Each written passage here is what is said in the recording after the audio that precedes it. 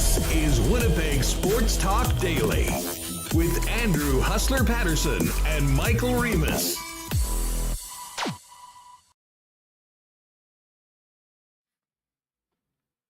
Hey, what's up, everybody? Welcome to another edition of Winnipeg Sports Talk Daily. Andrew Hustler Paterson, Michael Remis with you.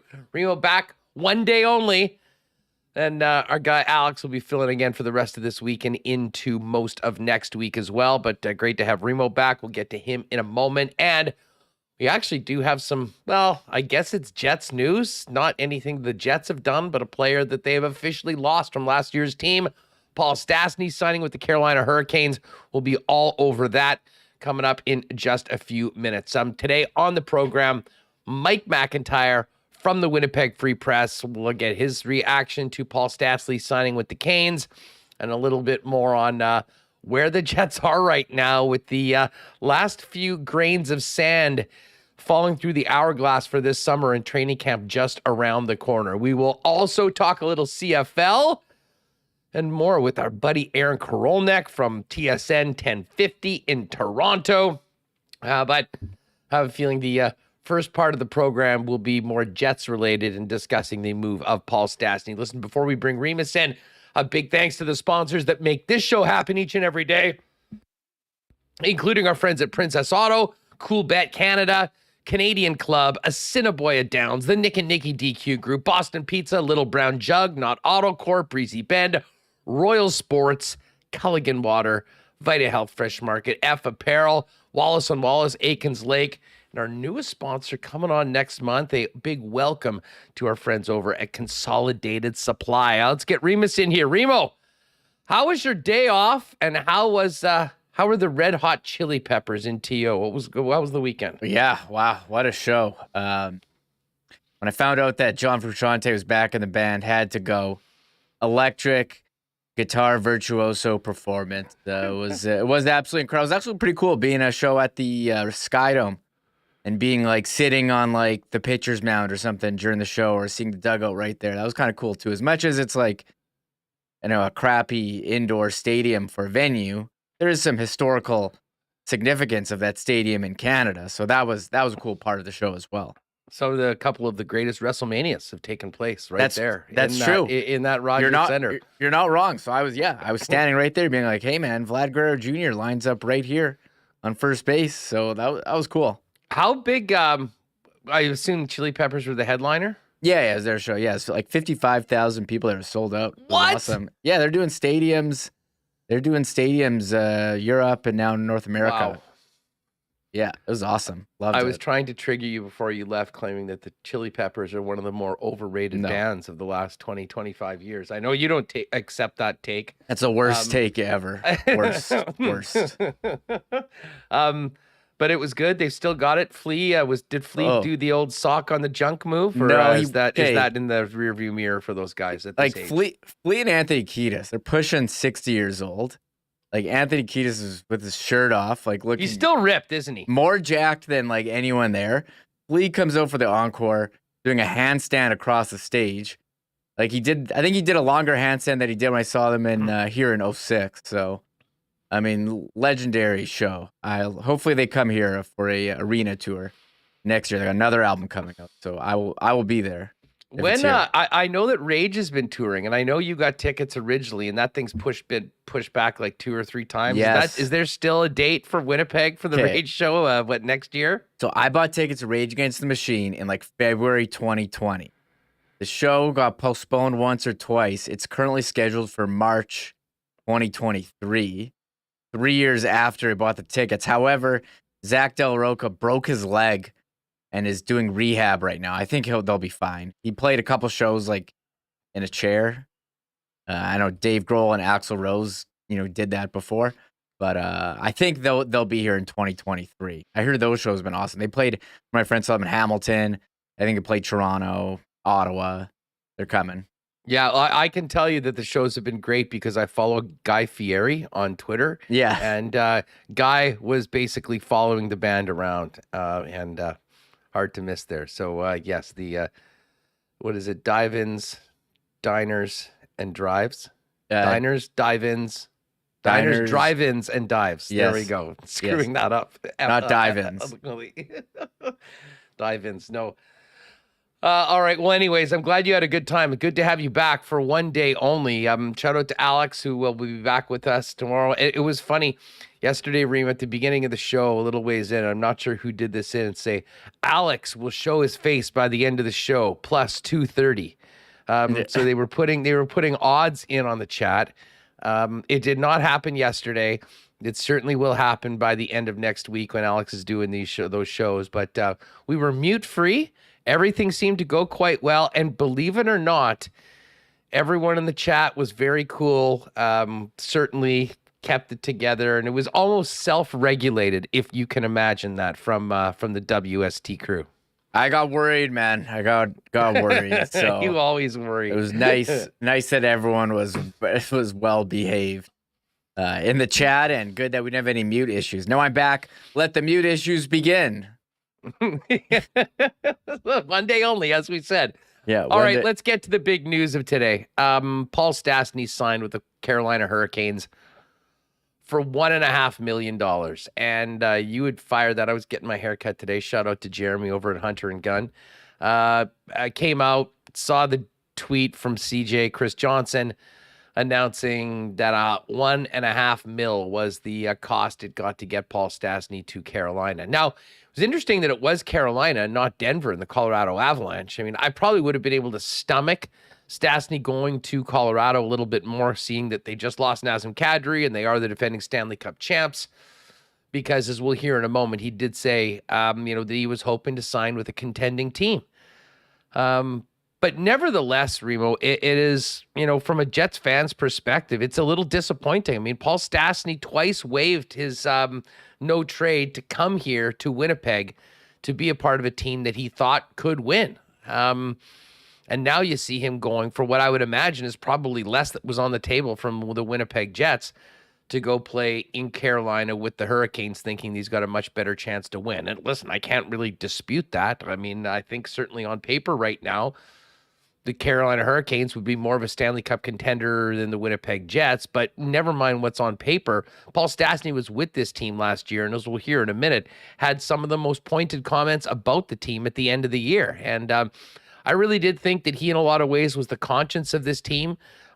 Scored 21 goals last year. I mean, was also a very important player for the club in both ends of the ice, but also off the ice. And, you wonder where that veteran, the effect of not only the production that Paul Stastny had, but that conscience and the veteran leadership that he brings to a team like that. And to be perfectly honest, this team needs guys like Paul Stastny. And I don't know. I was still holding out hope that maybe the offers around the league weren't what he was hoping for and that he'd maybe come back to Winnipeg. But, man, that's another big hole. We sort of knew that was likely the end, but we have some clarity today. Yeah, I think we're kind of waiting for this day where they would announce that he signed. We thought it would be Colorado, especially after Kadri signed in Calgary.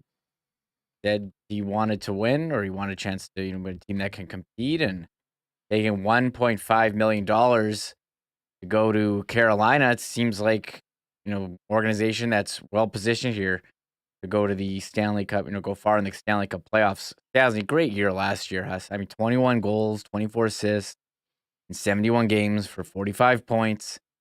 He was a very key player, middle six forward. He could play up when you needed him to. Very smart player.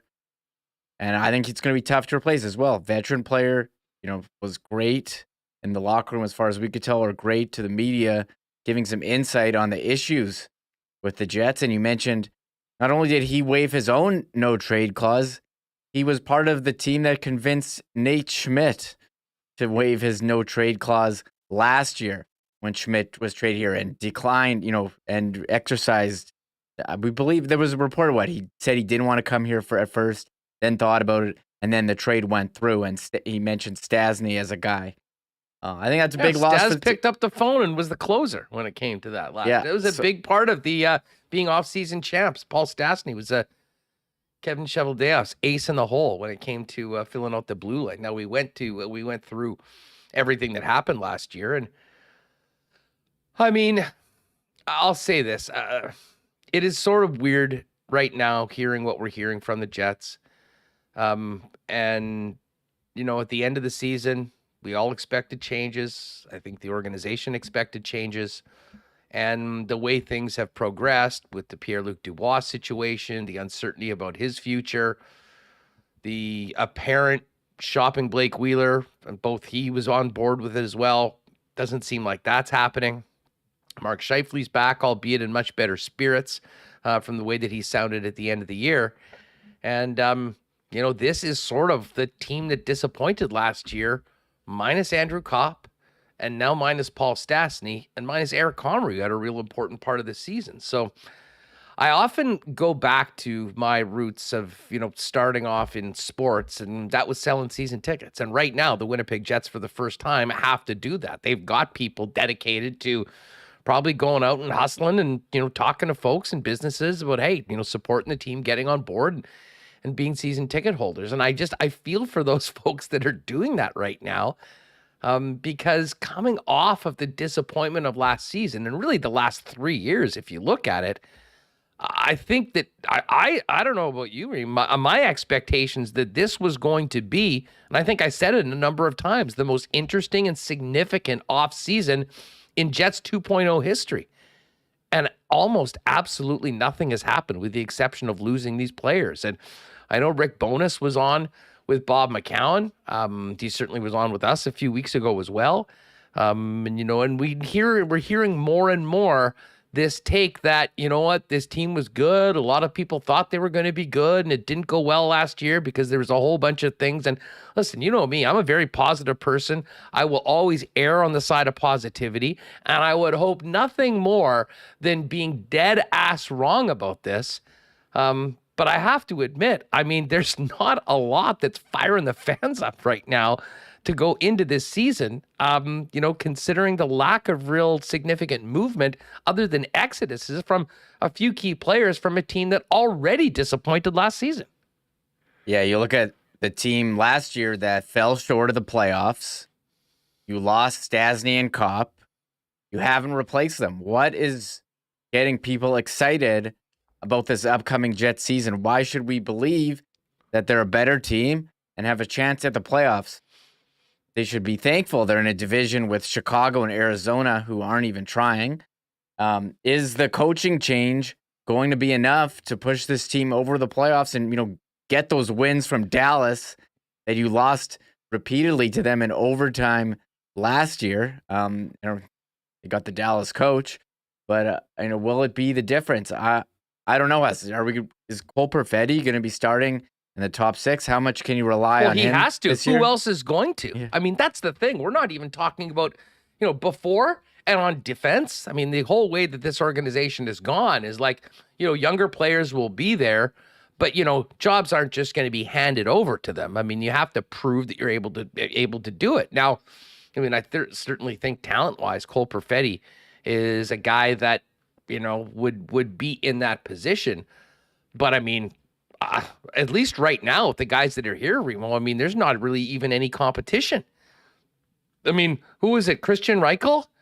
David Gustafson, who's probably going to be in, Morgan Barron? Are those guys supposed to be challenging for top six roles? I don't know. It's a pretty clear top six right now, and that includes Blake Wheeler, who, of course, was reported all year to maybe have one foot out the door as well. So I'll say this. This is, we always like to identify areas where maybe we can make a good wager, Reem.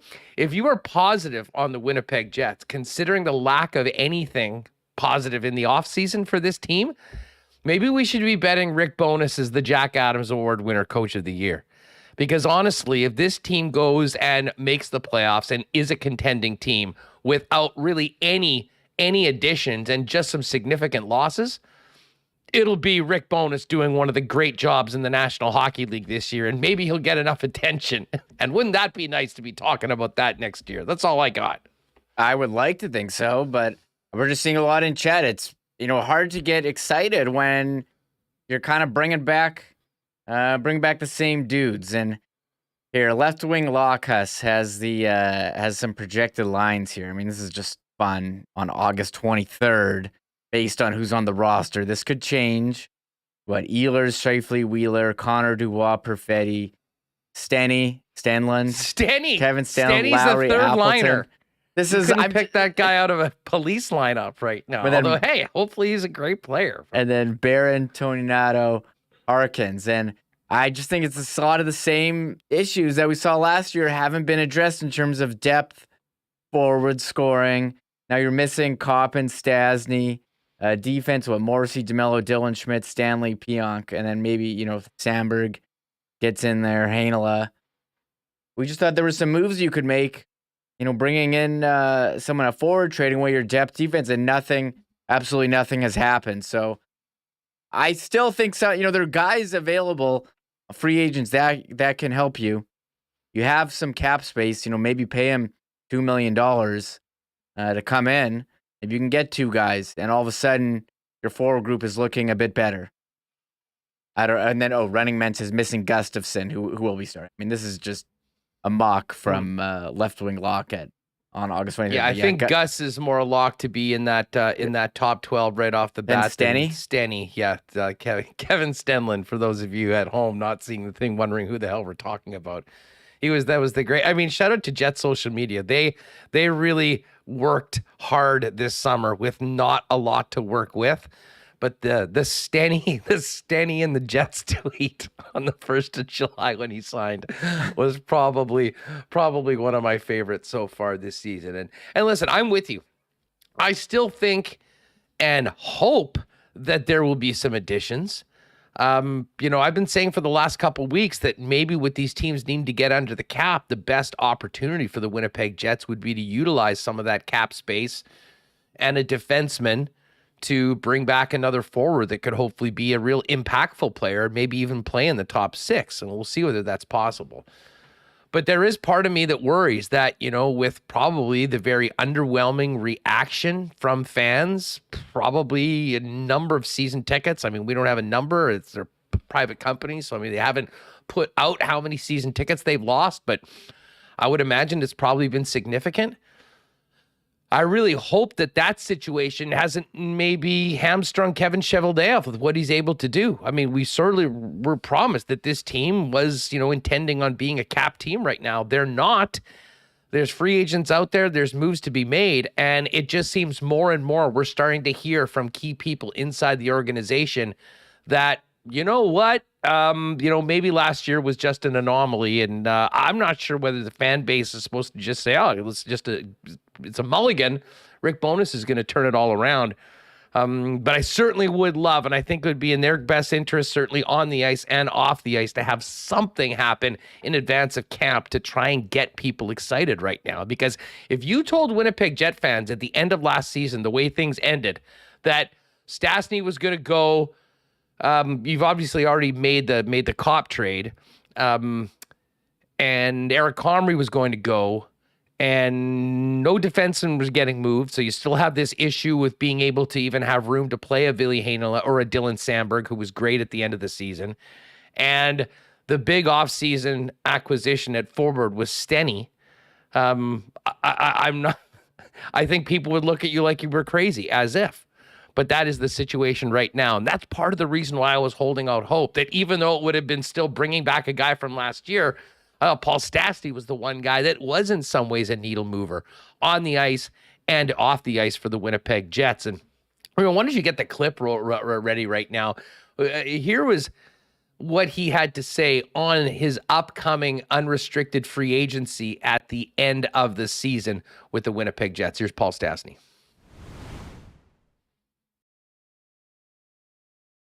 Everything's always on the table. I've learned to keep an open mind. I think you just never know, whether you don't know who the coaches are going to be, who management is going to be, who's making trades. So you kind of want to stay aware for that, and you obviously want to go somewhere.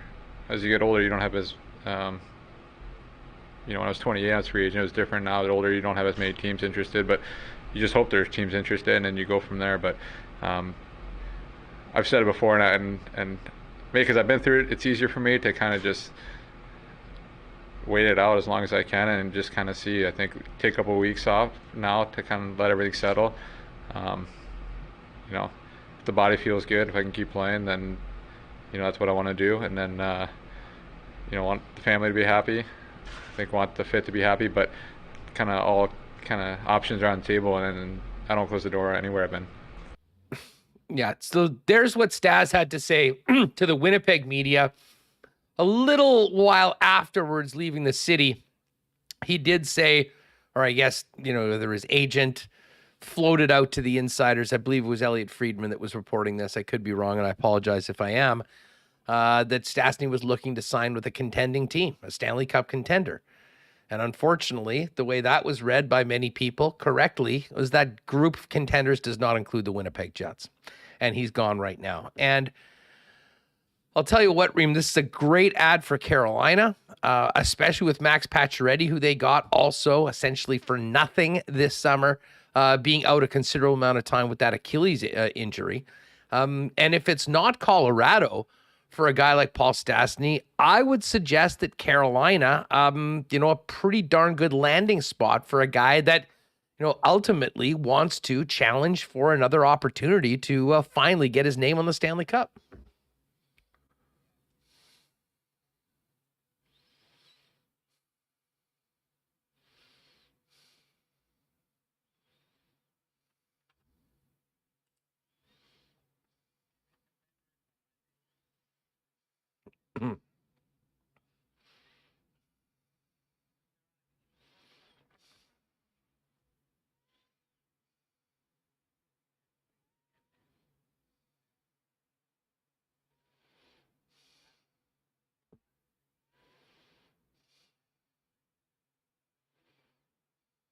I've been muted this whole time. Your first muted you.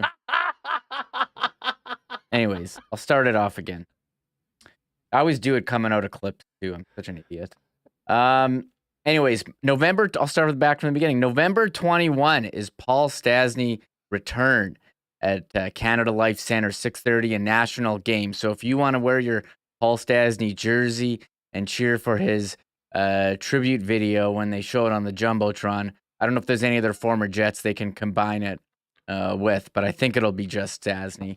That's 6:30 on the 21st. So that'll be a good week. You have the week before the Hall of Fame and then the Stastny return. I think he'll get a big video for that one. Great impact here with the playoff runs. But as far as will the video include honking? I don't know about that. I'm not sure. But you look at the Carolina roster. 2 years ago, they were, had a great regular season, couldn't quite advance in the playoffs. Last year, again, another great regular season, but couldn't, they went a bit further in the playoffs, but not to where they want to be. And, they lost Vincent Trocheck, so signing Paul Stastny, here's their lines on Daily Faceoff. They kind of like to roll all of them, and he fits in there right now. They have him in with Svechnikov and Nikas, but they like to, just juggle them around, maybe Svech and Jarvis swap. I don't know what it's going to happen, but Jordan Staal has played a big role for them as well on the penalty kill. He had a pretty good season. So this is how it looks right now with Paul Stastny in at second line center. I mean, I just caught Kotkaniemi advance. I'm not sure, but I mean, he's going to play a role for them. $1.5 million. I do wonder if the Jets did make an offer and that was just another player who turned them down this year because he was worth more than $1.5 million to the Jets. No doubt about it. And, I thought about reaching out to the Jets and asking about this. Hey, how in were you on this? Where did you go? Did you guys offer? But honestly, it doesn't even matter asking the question because it sucks either way. One, it's either, you know what? He was a guy that was with us. He's been on this team for the last few years. We offered him significantly more than he ended up signing. And he said, thanks, but no thanks. I'm going to go play for $1.5 million in Carolina. Or the alternative is that they weren't in on Paul Stastny and decided to go a different direction. What direction that is, I guess we'll see. And that to me would almost be negligent. So it doesn't really matter. You can chop it up however you want, but Paul Stastny leaving as an unrestricted free agent for $1.5 million is, just unfortunate. And, I think so much of this is not really about money. And it is somewhat about, the opportunity to win a cup and where the Winnipeg Jets have been, but more so the direction that they've been. And Paul Stastny's had a front row seat for that. And, you mentioned Remo when he comes back here with the Carolina Hurricanes. I'll be fascinated to hear what Paul Stastny had to say about his new home. And there'll be some pointed questions, or at least I would imagine there would be, about what happened here in Winnipeg and leaving the club. And, maybe that will be the case depending on if some Winnipeg people get involved in asking him at some sort of introductory press conference with Carolina. But we can't have this conversation without recalling what Paul Stastny had to say at the end of the season. And Jay Miller, with the quote in chat that I think quite accurately describes what Stastny did, he said, so Stastny shines the light in the Jets' face with Wheeler sitting right there, which is pretty much exactly what happened. And, as of right now, it doesn't seem like that message has really resonated at all. If you missed it or you don't remember this was maybe the most damning thing I've ever heard from a veteran NHL player talk about his team and teammates and the situation within the club. This was Paul Stastny towards the end of last year as the Jets were playing out the stretch headed for the golf course. We got to be held accountable, whether it's player on player, and we got to have more respect for each other. And when you don't have that, when you don't care about the teammate next to you potentially, and you just care about, what you're doing or certain individual things, that kind of starts bleeding the game. If guys are held more accountable, if there's more respect for each other, I'll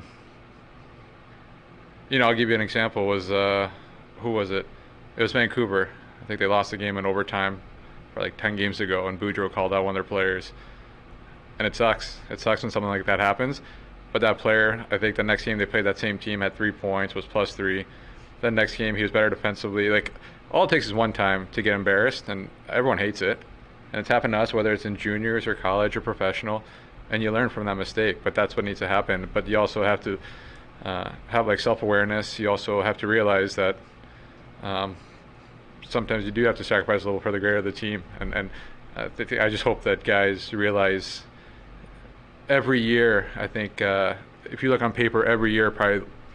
At the start of the season, you look at every lineup and you think, wow, that's a good team, no matter what. It doesn't even matter. All 30 teams, 31, however many teams there are, 32 teams, 31. So that doesn't matter. I think all the skill's there, but, it's the teams that are bought in. I look at Calgary, for example, this year, and their coach there, I don't know what people say about him, but he might be hard-nosed or, he might be he holds guys accountable because you look at some of those players there, they play a whole different game than they did last year, and they're a dangerous team, and they play a complete team game. And when a good team game follows, then all the individual success kind of goes along with it. So for here, it's kind of a wake-up call, realize that it's not going to be easy every year. Yeah, you've had some young guys that maybe didn't make playoffs the first year, but every year they've gotten better and better here for, you probably tell me, the last 8 years. So it's easy, but then all of a sudden when things go tough, we'll see how guys react and respond. And I think it's always kind of a good learning experience for everyone, and hopefully they kind of take that pill, learn from it in the summer, and make adjustments and realize you don't want to be in this position because it stinks, especially tomorrow when you're watching playoffs and you see how electric the atmosphere is and the fans are, and then you just wish that you were there, but you're not. All right, so there's Paul Stastny with a soundbite for the ages from the Jets locker cleanout day last year heading into the offseason, and his final words as a member of the Winnipeg Jets organization. And it is interesting that he mentioned Calgary at the end, because I know for a fact that those that are somewhat buying into the lack of change on this club and going back at it with the same group for more or less, with a couple of key losses, including Paul Stastny, will point to the Calgary example of Daryl Sutter coming in at the end of that season and then, really completely turning around a team and getting the buy-in from all the players and, turning that team into a legitimate Stanley Cup contender. And obviously that is the best case scenario for this team. But I would argue that unless every member of this team and potentially the organization takes a good long listen to what Stastny just said there and does something about it, nothing's going to change. And it is so much. I love Rick Bowness. We had such a great chat with him, and I love his positive energy. And I think that will be important at the beginning of the season and beginning of training camp. But holy smokes, is that a lot to put on the shoulders of a head coach coming in, even with the experience that Rick Bowness has? Because I think it's hard to make an argument that this team is better right now than they were at the end of last season. And at the end of last season, we all agreed that some pretty significant changes were probably long overdue. Yeah, Paul Stastny hitting players don't care about the guy next to them. There's no accountability That's here. Brutal. Like you never hear that. Players are more concerned about individual success than team success.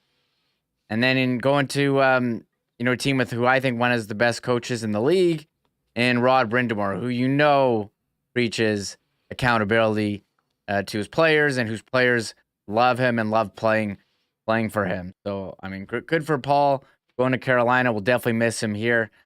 $1.5 million is not exactly an expensive contract. And, you hear that from Stastny, but then, we're hearing from some team members, as you just said in interviews, the last couple of weeks, how, this is all overblown. It's all the media's fault, us overblowing it. So I hope that's true. I hope they can get past whatever issues were last year. But the bottom line is, as we've said for the last bit now, the talent isn't the same. And see someone in chat say, well, why don't they go out and sign Sam Gagner? I don't know why they don't, but we do know there are a number of players who can contribute in bottom six roles. And we put a video of that discussion last week with Murat on our channel. There's guys who can contribute, and they lost out on Danton Heinen, lost out on Yarncroke, lost out on, but maybe you can give someone a $2 million 1-year deal, and the amount of money entices them to come, and you offer them a playing role, a role where they can get some more minutes than maybe they could somewhere else. So I'd like to think it's not over in terms of ads, but again, it's August 23.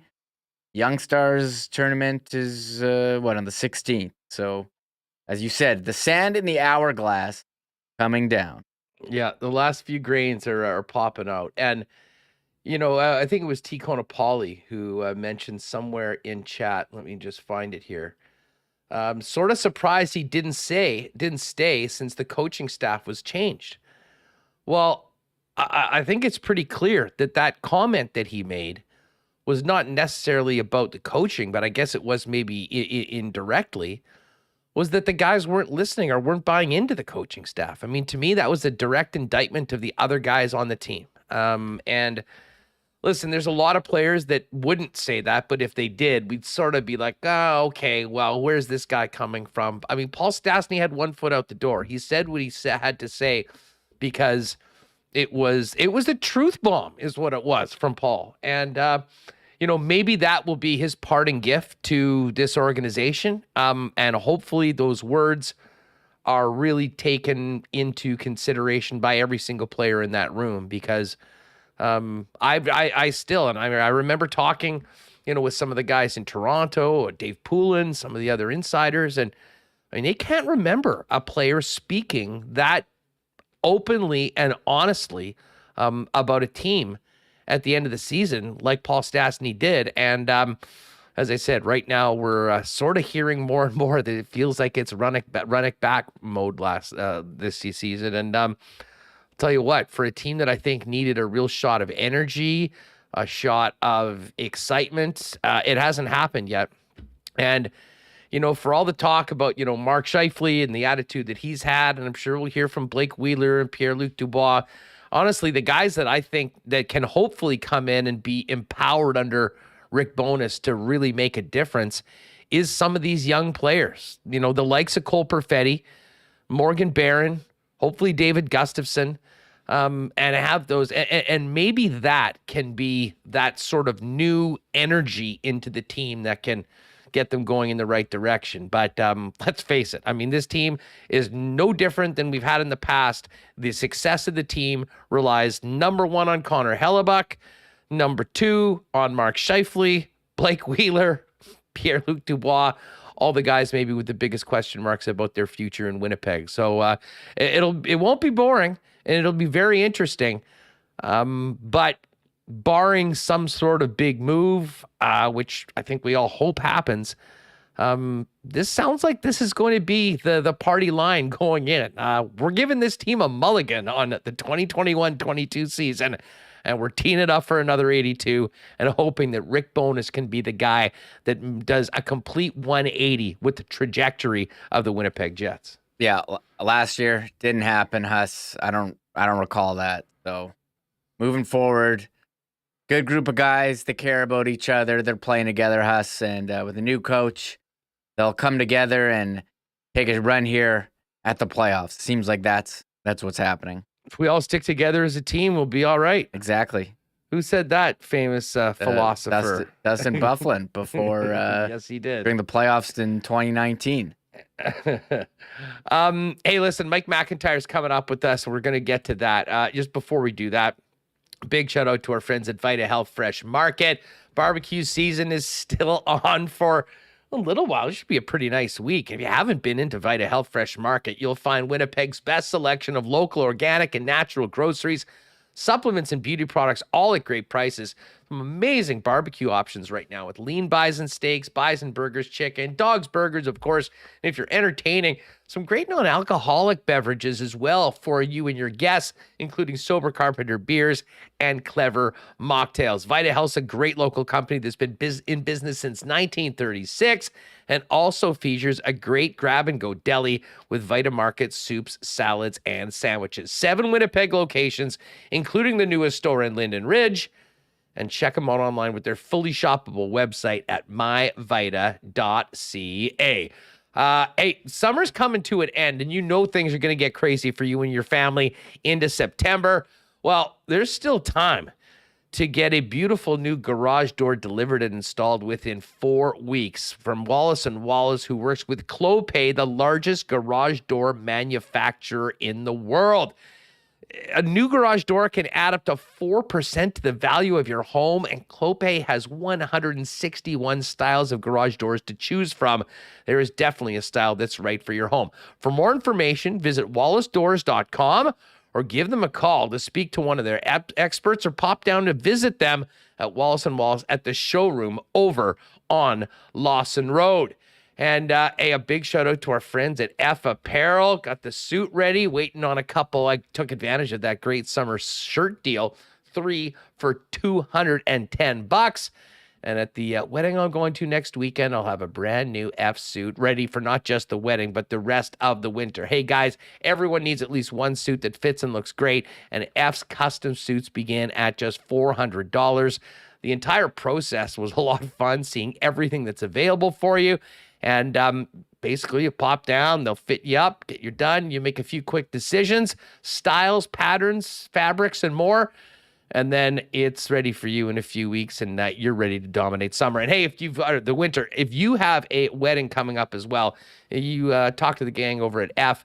15% off for your entire wedding party when you get your suits from F Apparel. 190 Smith Street downtown.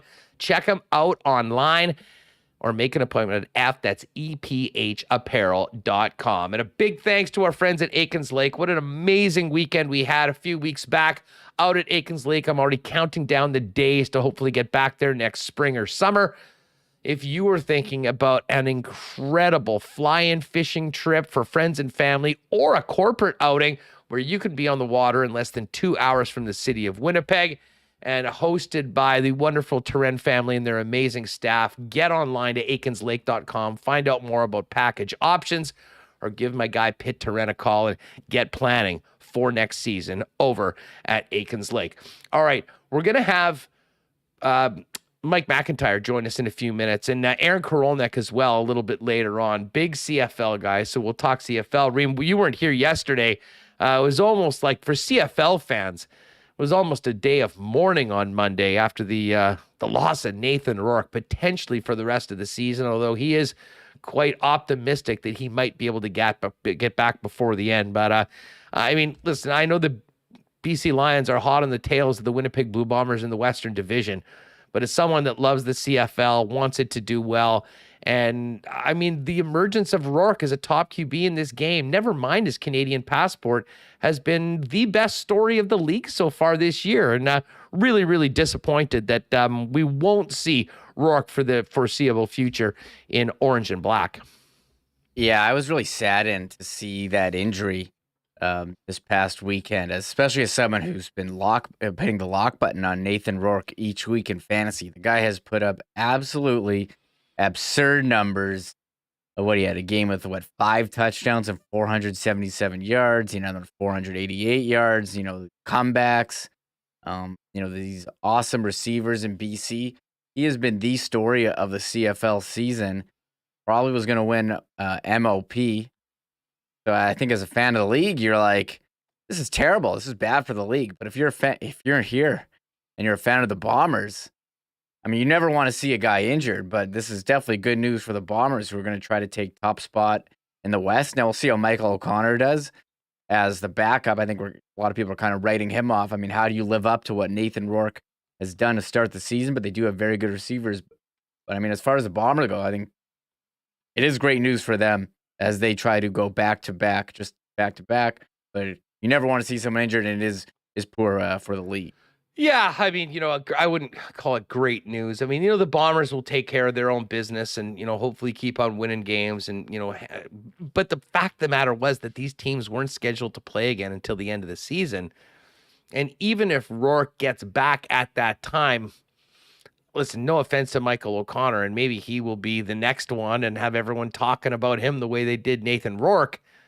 But it really does take the luster off the BC Lions right now. I mean, they have been must-see television. Even if you got no skin in the game, you don't have a bet on it, you're not playing fantasy.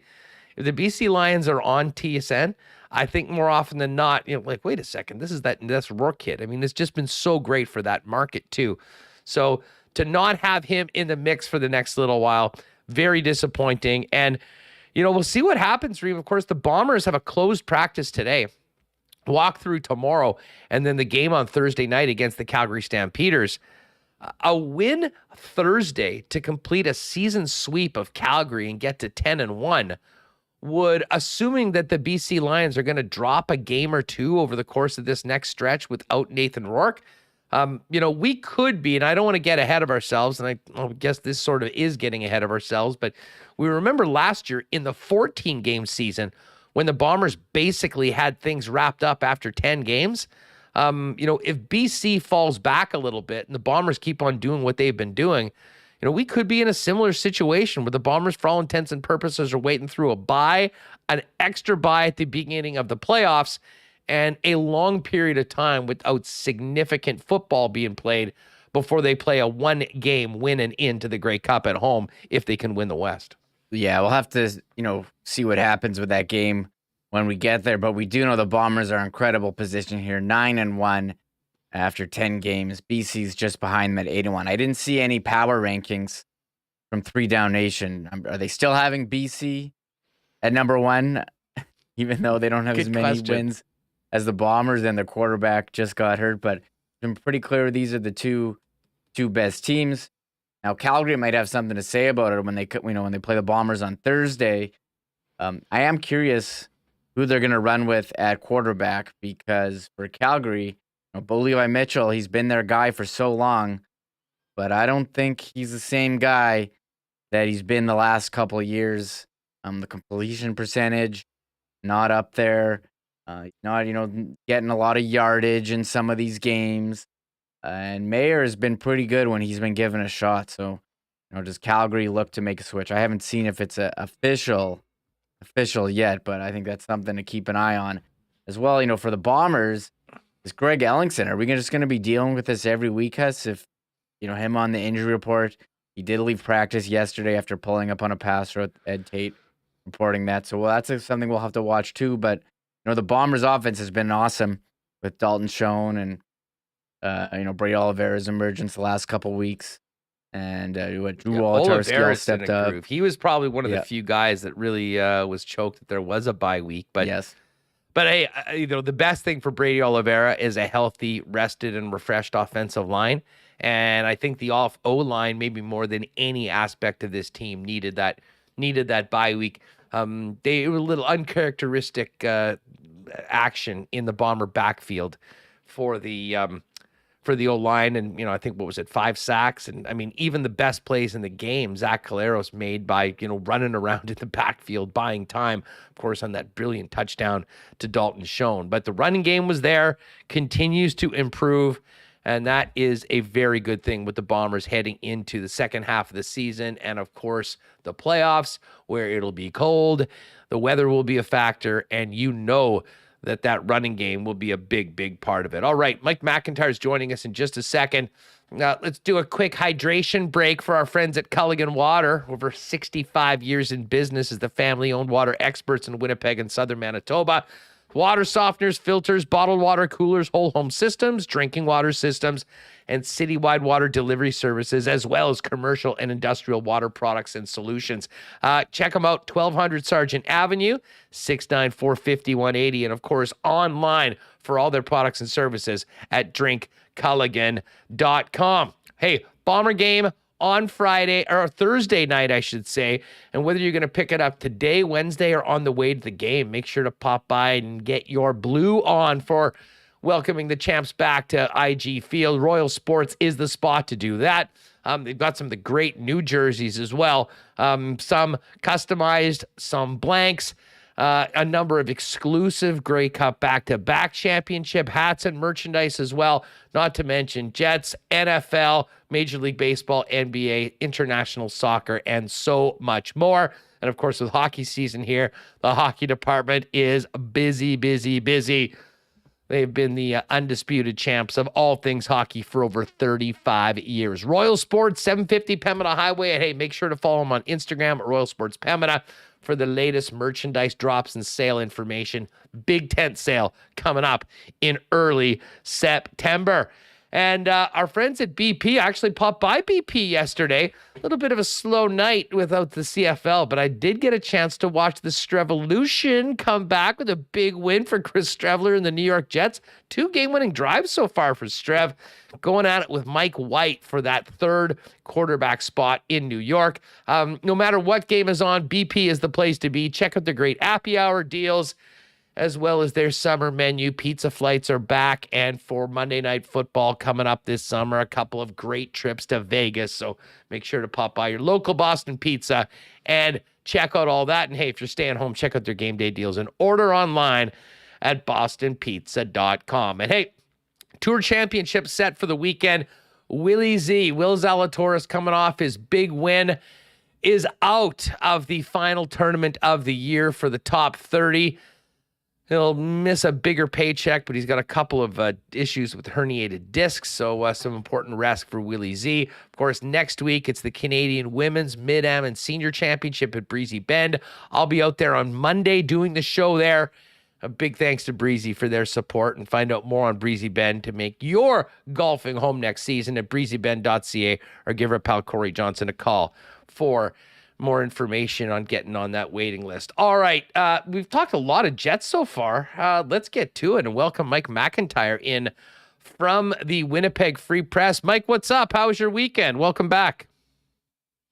Weekend was terrific, Huss. I got to spend it, of course, out at Southwood Golf Course. I know you were out there earlier in the week as well, and it was a bit of a marathon with cramming 4 rounds into 3 days, and Sunday was a scorcher, that's for sure, for those guys to have to play 36 holes. And one player, of course, kind of lapped the field in the marathon. Parker Cooley, that was nuts. Eight stroke win, a PGA Tour Canada record, if I'm not mistaken.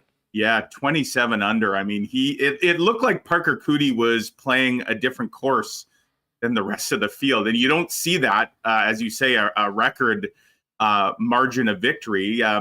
Normally these guys, it's pretty tight, 1 or 2 strokes at the end of a week. But to have an 8-stroke victory like that, this is a guy, Huss, I've covered now, I think 6 of these.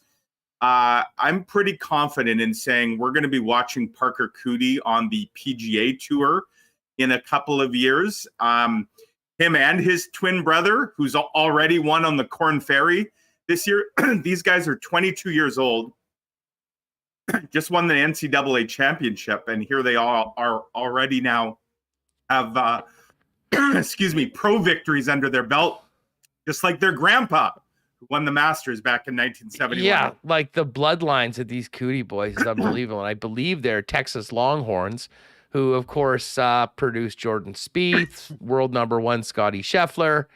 They're following that path, and it just goes to show if you are lucky enough to get out and, come to Southwood. And by the way, great job by the organizing committee. It was a great spot for spectators. That 17th hole was really neat. The big platform by what was, I guess, 18, and the 10th tee was awesome. But man, the talent here is the world of golf is so bloody competitive that you're exactly right. I mean, remember the name Parker Cootie, because maybe not even in a number of years down the road, I mean, we could be talking a year or two about some of these guys cutting their teeth here in Winnipeg and then making it happen on still the best tour in the world. But Mike, the big story today, Paul Stastny signing with the Carolina Hurricanes. And, I joked with, it wasn't really joking with Remis. I said, part of me wants to, contact the Jets and say, hey, how active were you guys in on Paul Stastny? Did you offer him more money? But honestly, no matter asking the question's almost pointless, because either way, the answer is disappointing. He either turns down more money with Winnipeg to stay here, to go for less to a place where he thinks that he can win, or the other side is, the Jets didn't offer him the money, which I would say would be somewhat negligent, and I highly doubt that is the case. But I mean, despite the need for change, I think that many people agreed at the end of the season, the change of losing the conscience of that locker room and the guy that said the things that really need to be said at the end of this season was not at the top of my list for hopeful changes for the Winnipeg Jets. I mean, what do you make of Stastny taking the 1.5, and where does this leave a team that's already lost some key players from last year's team that disappointed in the first place? I'm pretty confident in saying the Jets would have paid Paul Stastny 1.5. They probably would have paid Stastny more than 1.5. So this isn't a situation where the Jets got outbid. This is a situation, though, where Paul Stastny looked at the lay of the land, and obviously he likes what the Carolina Hurricanes are selling a lot more than what the Winnipeg Jets are selling. And why wouldn't he? I mean, you look at Carolina, they were kind of right there last year. They had a really good team. They went and added Brent Burns, via trade this summer. So they look like a team that, is among the heavyweights. Now, the Eastern Conference and that division is not an easy one. But if you're Paul Stastny and you're looking at, maybe I got one more year left of hockey, who's more likely to be standing tall at the end of next season, Winnipeg or Carolina? And I think 100 out of 100 people, impartial people, I think would say Carolina is certainly poised. I mean, they've got obviously a great young core. They got a really good goaltender in Freddie Anderson, and they got a heck of a blue line. Like I think if you're Paul Stastny, who knows exactly what his role is going to be there. I think his days of being, a regular top six forward are probably behind him, but he doesn't need to be that in Carolina. They got a lot of really young players that he can go in and, kind of be a mentor. I'm looking, Huss, right now at the age of all their forwards. Other than Jordan Staal, who's their captain, and obviously one heck of a mentor, he's 33. Stastny's 36, but other than that, they don't have anybody that's over the age of 30. And they got guys like Svechnikov and Aho and Teravainen and Kotkaniemi and Martin Necas. I mean, they've got some terrific young forwards. Seth Jarvis, local product. So, they're a team that I think their best years, they've had a couple really good years, but they probably have a wide open window now for a number of years. And I don't know that Paul Stastny's thinking beyond 1 year here, but, a nice deal, a nice landing spot for him. Obviously a significant pay cut as to what he's been making. But a guy that just scored 21 goals last season, that's a pretty good deal for Carolina, 1.5 mil. I think he'd be hard pressed to match that offensive production next year, another year older and maybe not as big of a role, but a great fit for him. And unfortunately for the Jets, another sign, and I would suggest a pretty damning sign, maybe an indictment, if you will, of the current state of affairs, because we all remember what Paul Stastny said at the year end last year, where this is a guy that was open to returning to Winnipeg, and he wasn't just paying lip service. He's twice waived his no trade to come to Winnipeg. This isn't a guy that doesn't like Winnipeg or the ownership or the team, the management. I mean, he's twice gone out of his way to come here. And for him to say at the end of last year that he'd be open to resigning, but he's kind of got to see what the plan is, got to see what direction they're heading, what changes are made, to presumably take a pass on what I suspect would have been an even more generous offer. That says volumes about what Paul Stastny thinks of the current state of affairs in Winnipeg. And I suspect in a lot of ways, Huss, his comments and his views would reflect what a lot of fans are feeling these days. Well, there's no doubt about it, Mike. And I mean, we played the clip. I mean, and that's a soundbite for the ages, from his year ender. And it wasn't about, it basically was saying that this team needed a little bit more tough love, and it certainly needed some more accountability. And I wonder if all of that is going to be completely forgotten, because to me, that was the most important thing that was said maybe all season long, and the thing that needed to be said the most. Unfortunately, maybe a little bit too late. But right. I mean, well, what do you think the aftermath of that is, if any? Or are we now in a mode where we're hearing Mark Scheifele and the organization and even Rick Bowness say, hey, you know what, this was a really good team. There were some things happened last year. I mean, essentially, for lack of a better term, giving the 21-22 Winnipeg Jets just simply a mulligan, to use our golf analogy? Right. Well, Paul Stastny may be gone. I would hope that his message and his views of some of the things that went on last season will not be forgotten, and specifically by the people that are in a position to do something about it, namely his now former teammates, management. Paul Stastny is a wise old owl, and he wasn't just saying what he was saying for the sake of being controversial, Huss. This is not a guy, to be clear, who drops verbal grenades throughout his career and just says crazy things. No, there was a method to the madness, if you will, last year. And for Paul Stastny to be as frustrated as he was at times and to share that publicly, you can bet that privately the message was an even stronger one that we weren't seeing. And so I would hope that just because he's now not part of the team, that some of his message isn't going to be forgotten by the players that are here.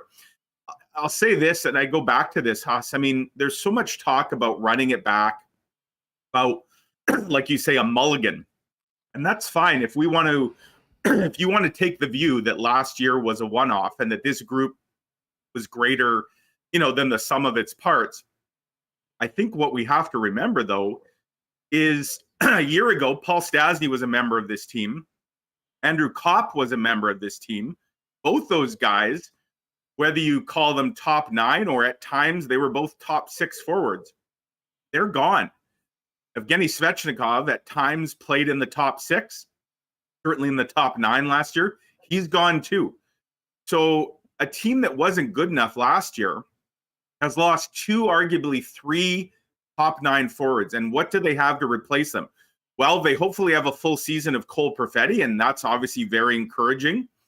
They have Morgan Barron, who they got back from Andrew Kopp and certainly showed well in his brief time. And they have Mason Appleton, who came in at the trade deadline as Andrew Kopp left and, didn't put up much by way of production, but I think the organization hopes that he's capable of more.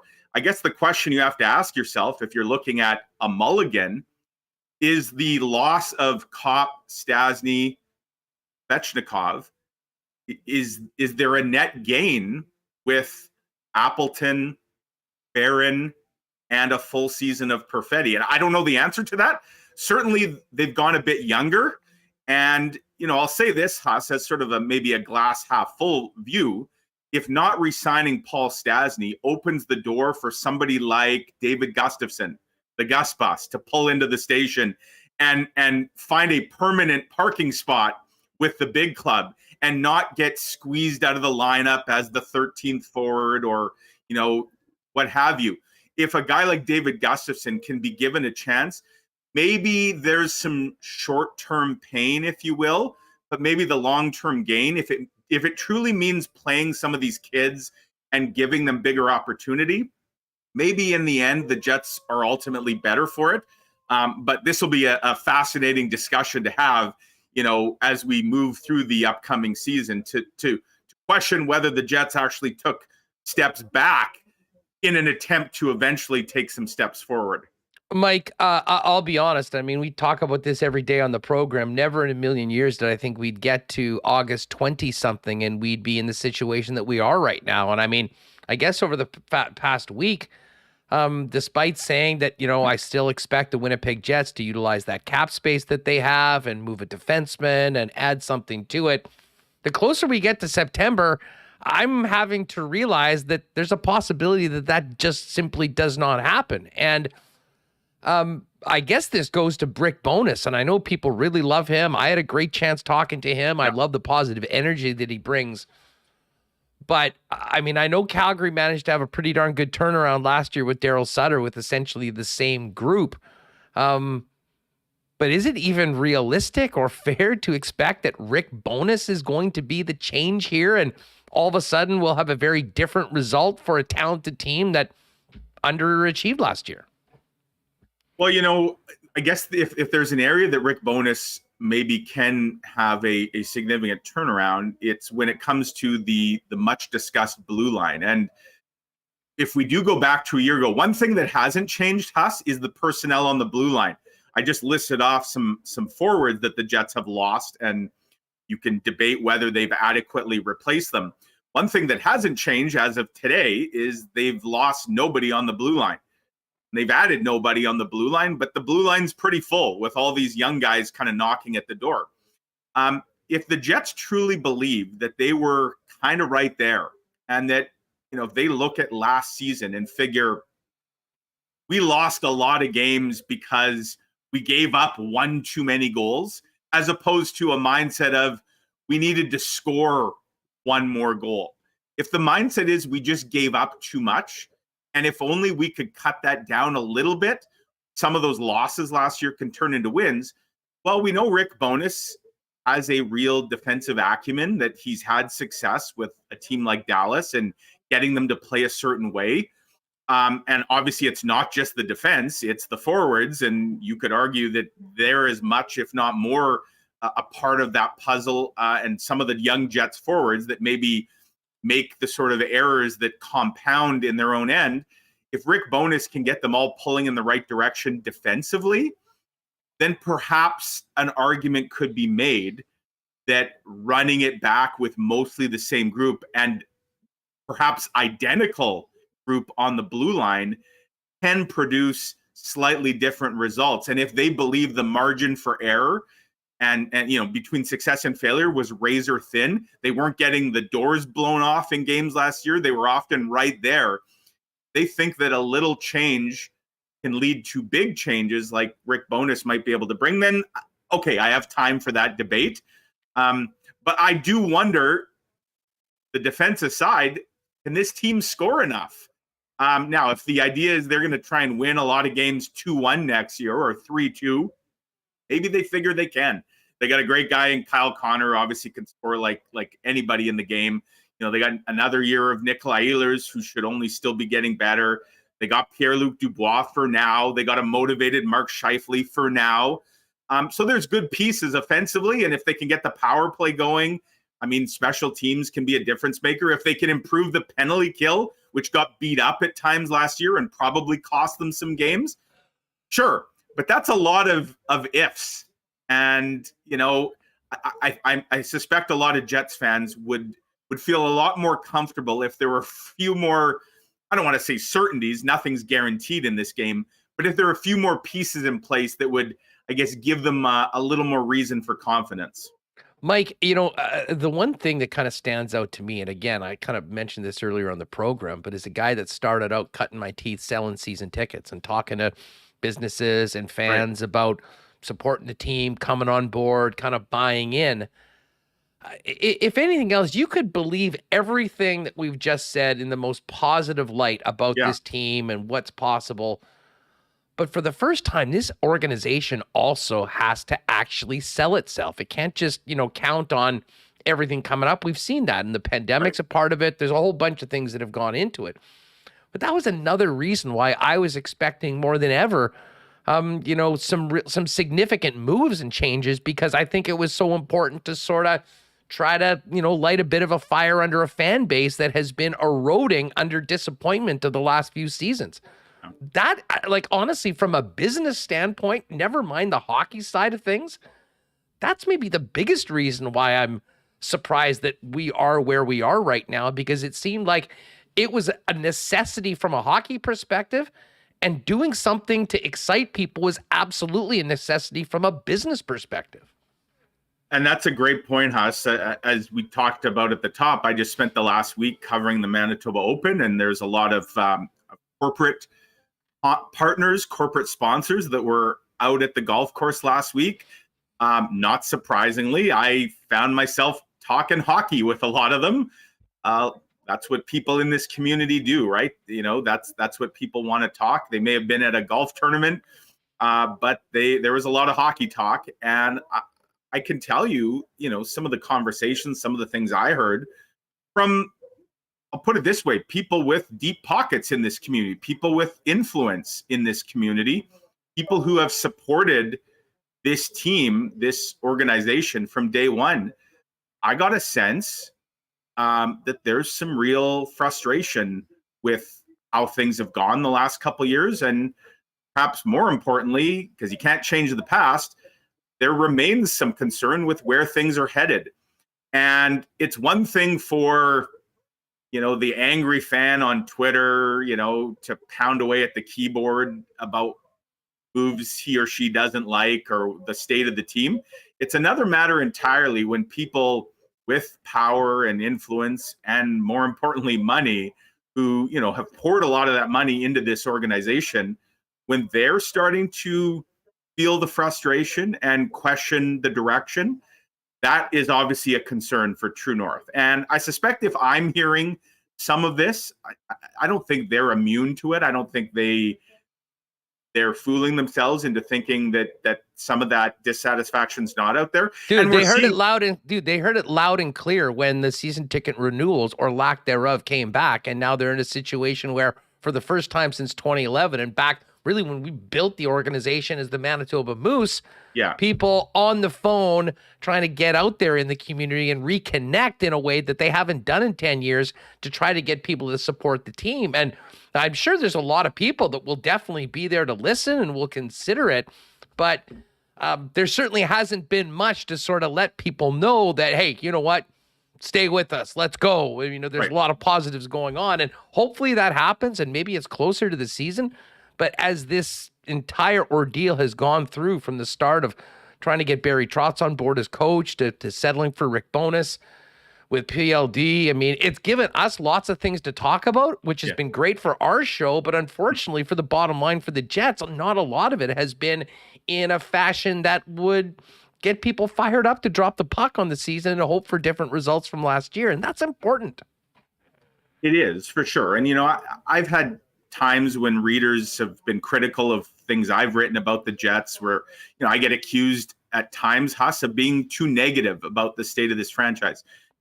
Let me be clear. I'm not a fan of the Jets. I'm a journalist. I don't care one way or another whether they win or lose. You cheer for the story, like all the big J's out there. And a one-sided decisive game that doesn't go right down to deadline, so I can get it in under deadline. But no, that being said, I'm a born and raised Winnipegger. The Jets, I believe, are very good for this community. I don't want this team to go anywhere. My job now is to cover the Jets. I want to be covering the Jets for years to come. I also have many family, friends, what have you. They're Jets fans. They're happy when the Jets are doing well. Naturally, I want people around me to be happy. So I'm not cheering for the Jets to fail or to fall on their faces. I want nothing more than to see this team obviously do well in the community and to be here for years to come, because I think they are a big part of the community. But I think you're kidding yourself if you're not questioning the current state and, again, not just what's happened the last few years, but where they're going and what the plan is. And, I think we've talked about this. I've written about this, Huss, us. I think the Jets right now, they're kind of in that state of limbo, the sort of mushy middle, if you will, where is the plan to just try and be a bubble team to sneak into the playoffs? Is that the plan? Because they certainly don't strike fear in the hearts as a legitimate Stanley Cup contender, the likes of, you know, the Colorados or even the Calgarys or the Edmontons in the West. And you can certainly rattle off a number of teams out East, including Carolina. So if the Jets aren't a heavyweight contender, but they also aren't going the way of Arizona and, you know, some of those teams just blowing it all up. So are they just in that mushy middle? And if that's the case, I mean, we know time and time again, that is often a plan just for continued mediocrity, that you almost have to go one way or the other. And the Jets, I mean, as much as maybe people don't want to admit it, maybe that championship window was a really small one and it slammed shut after 2018 and obviously the loss of certain players and personnel. But, you know, if that's the case, if they're going to just try and patch together a team that maybe will be good enough, it does raise concerns about whether or not they're going to be stuck in this cycle for a number of years to come, and what that will ultimately lead to. Well, to be honest, Mike, I mean, it's a great point, because if there was ever a time to not be in the mushy middle, it's right now. It's Right. This upcoming season.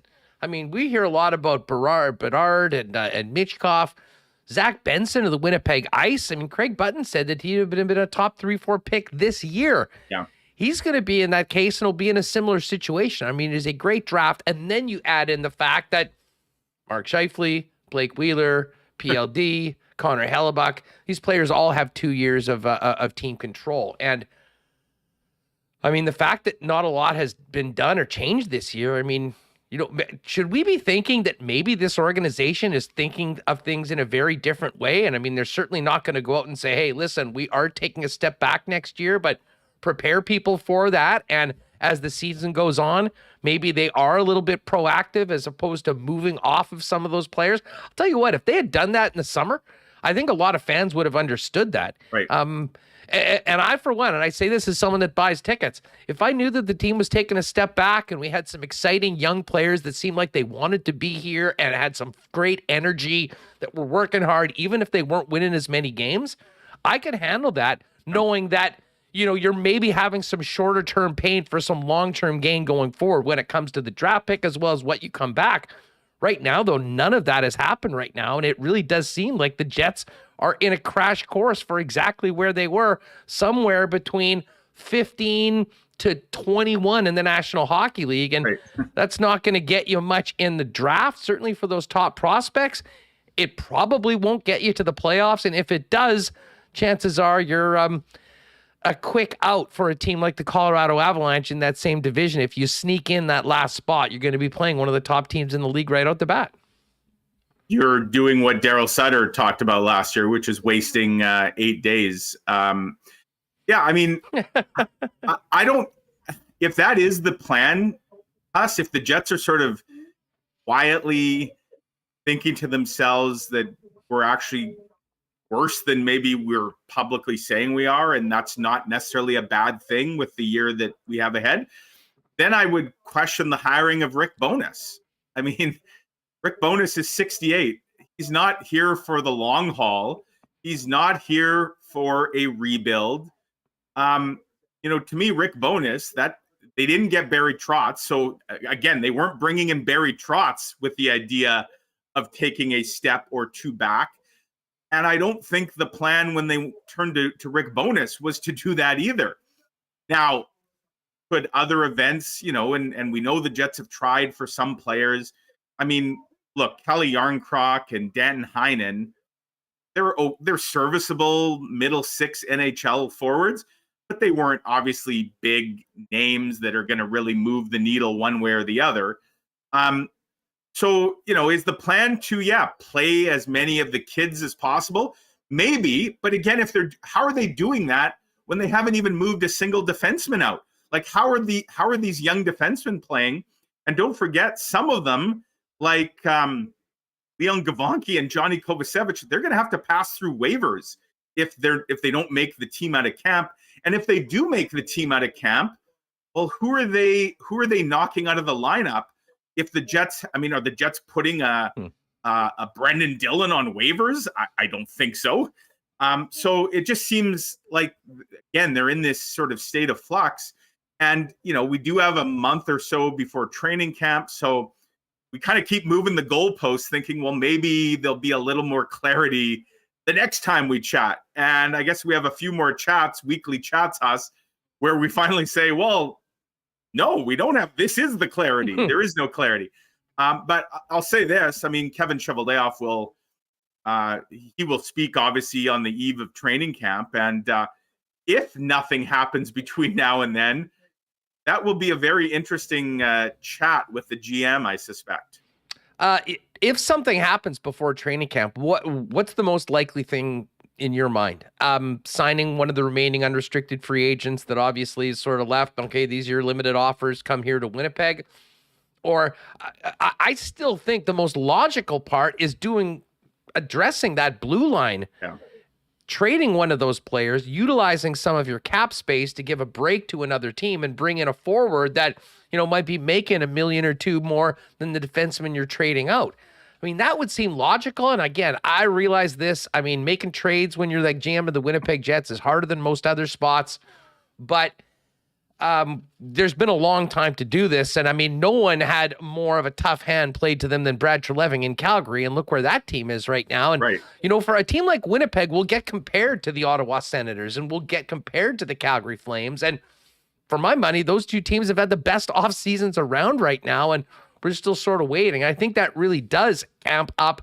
At least, listen, there may be no internal pressure on Kevin Cheveldayoff from his bosses and the people there, but external pressure, expectations of improving this team from what happened last year are absolutely there. And it just seems to be getting louder and louder, at least the people that I'm hearing, as we get closer to September right now.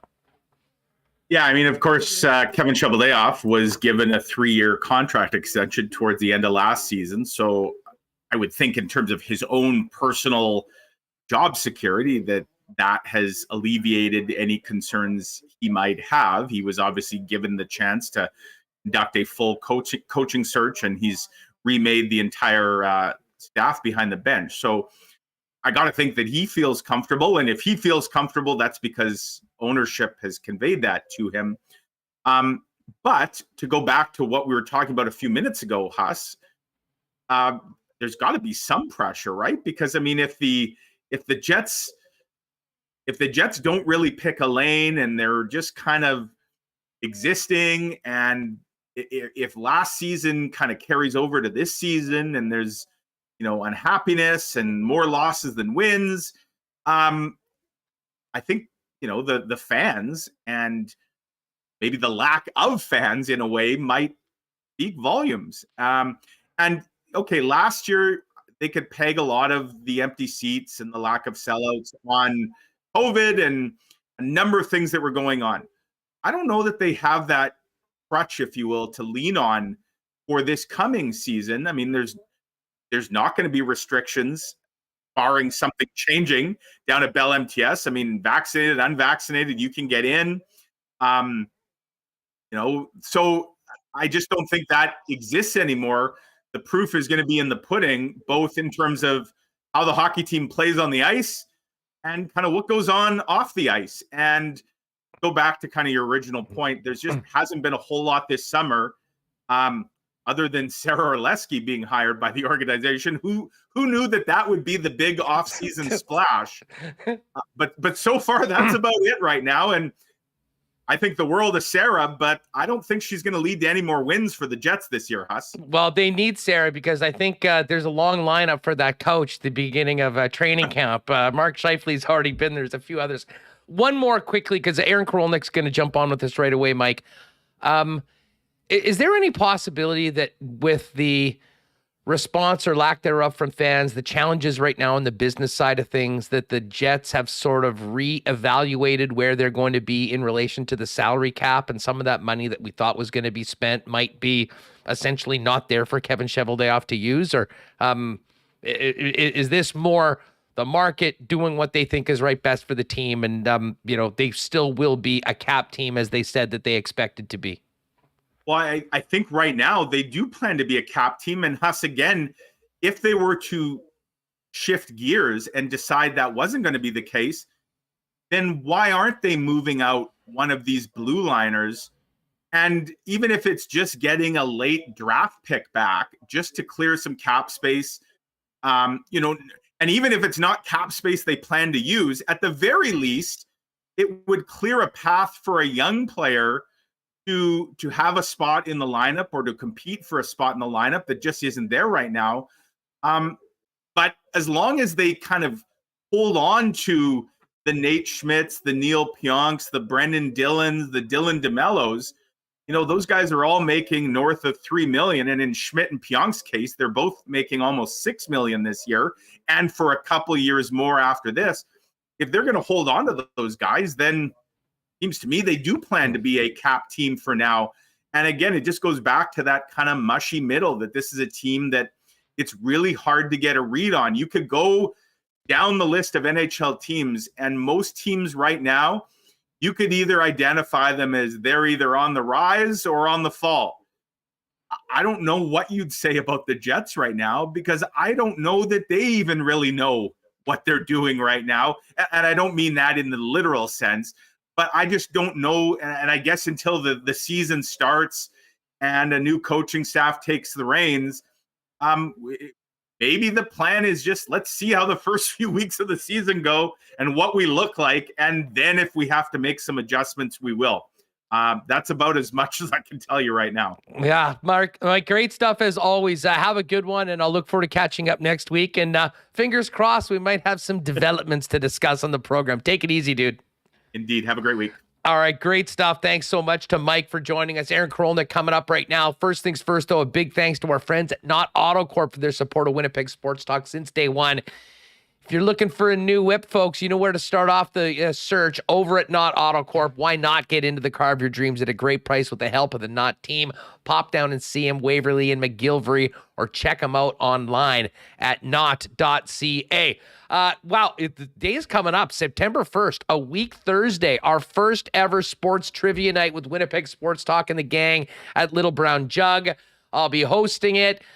I just mentioned it on the show, and I think we filled half the capacity that first day. So there's a very limited amount of tickets remaining. And again, it's simply, you're essentially buying your first beer and counting yourself in. All the tickets come with your first pint at Little Brown Jug. We'll get Remo to throw the link is in the description of the program. That's that Eventbrite link. So get your squad up, get your tickets, and I'll look forward to hopefully busting your brains at Little Brown Jug a week from Thursday. And a big shout out to the Nick and Nicky DQ group. We still got some good blizzard weather, folks. The good kind, not the normal Winnipeg kind. Reese's Pieces, cookie dough blizz, Kit Kat, all there at the 4 Nick and Nicky DQs. And grab one of those sweet new stack burgers as well. DQ Niverville, DQ Northgate, DQ Polo Park, and DQ St. Anne's. And hit them up on Instagram at DQ Manitoba. If you got to order a custom cake, you can pick it up quick and easy at any of the 4 Nick and Nicky DQs. All right, let's get to a little CFL and some Jays talk with our guy, Aaron Korolnek from First Up on TSN 1050. AK, what's good, dude? Great to have you on the program. My man, it's been a long time coming. I think the last time I saw you in person, and of course we're not in person now, unfortunately, although I am intrigued at this big event at the Little Brown Jug. I do love my sports trivia. Don't get me wrong. I think it would have been at the Grey Cup in 2019 in Calgary, if I'm not mistaken. And, I mean, perhaps we'll see a rematch of that. I guess we already did see a rematch of that game all those years ago. So it's great to connect with you. Fantastic to be part of the show. You too. Hey, First Up, how is First Up going? How's the show? How's Carlo doing? And how are you enjoying the full-time gig in the host chair? It's fantastic. I will say, the shoulder's getting a little tired carrying Koliakovo morning after morning. You know how it is. You carry Lawless all those years, Hustler. So you're well aware of. So I had those back problems a couple years ago. Yeah. So no, it's great. It's a fantastic opportunity. Couldn't be happier. And but I love chatting CFL. And as you're well aware, in Toronto, not exactly at the top of the billing as far as our content game, but that's a big passion of mine, Hustler. Well, absolutely. And obviously, I mean, it's a huge part of the TSN programming as well. And it's great that, and it's important to have guys like you that pay attention, that care, that enjoy it. And listen, I've always been a fan and glad to see that, because the Toronto market absolutely does certainly need that. Just as far as CFL right off the bat, I mean, I'd love to talk Argos Bombers, but I mean, the biggest story is a real bummer right now, and that's the loss of Nathan Rourke. I mean, you know, we do a lot of fantasy, we do a lot of betting. I mean, Nathan Rourke has been the human over machine since coming into this game. I mean, what a brutal loss and a real blow to what was the story of the CFL season, despite what the back-to-back champs have done, going 9-1.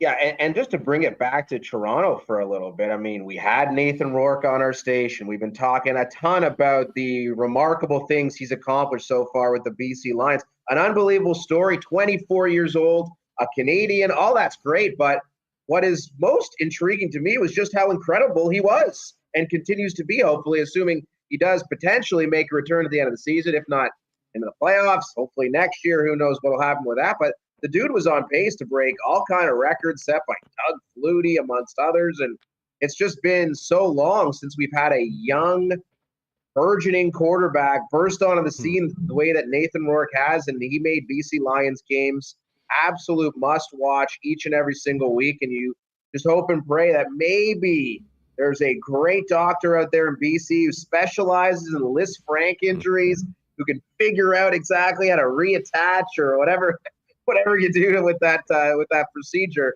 and get him back at the end of the season. Because although I'm sure the Winnipeg fans maybe not as keen to see that happen, but I mean, a healthy Nathan Rourke is great for the Canadian Football League and just great for everybody who enjoys watching sports, period.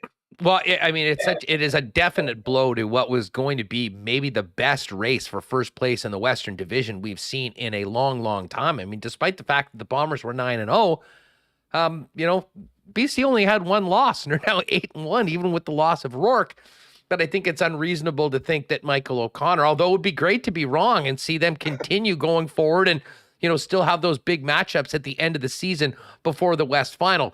For the Bombers, I mean, from my perspective, it is all about getting first place in the Western Division, because I'm not sure Calgary and especially BC can come in and beat this team outside in the cold in a packed IG field in the middle of November.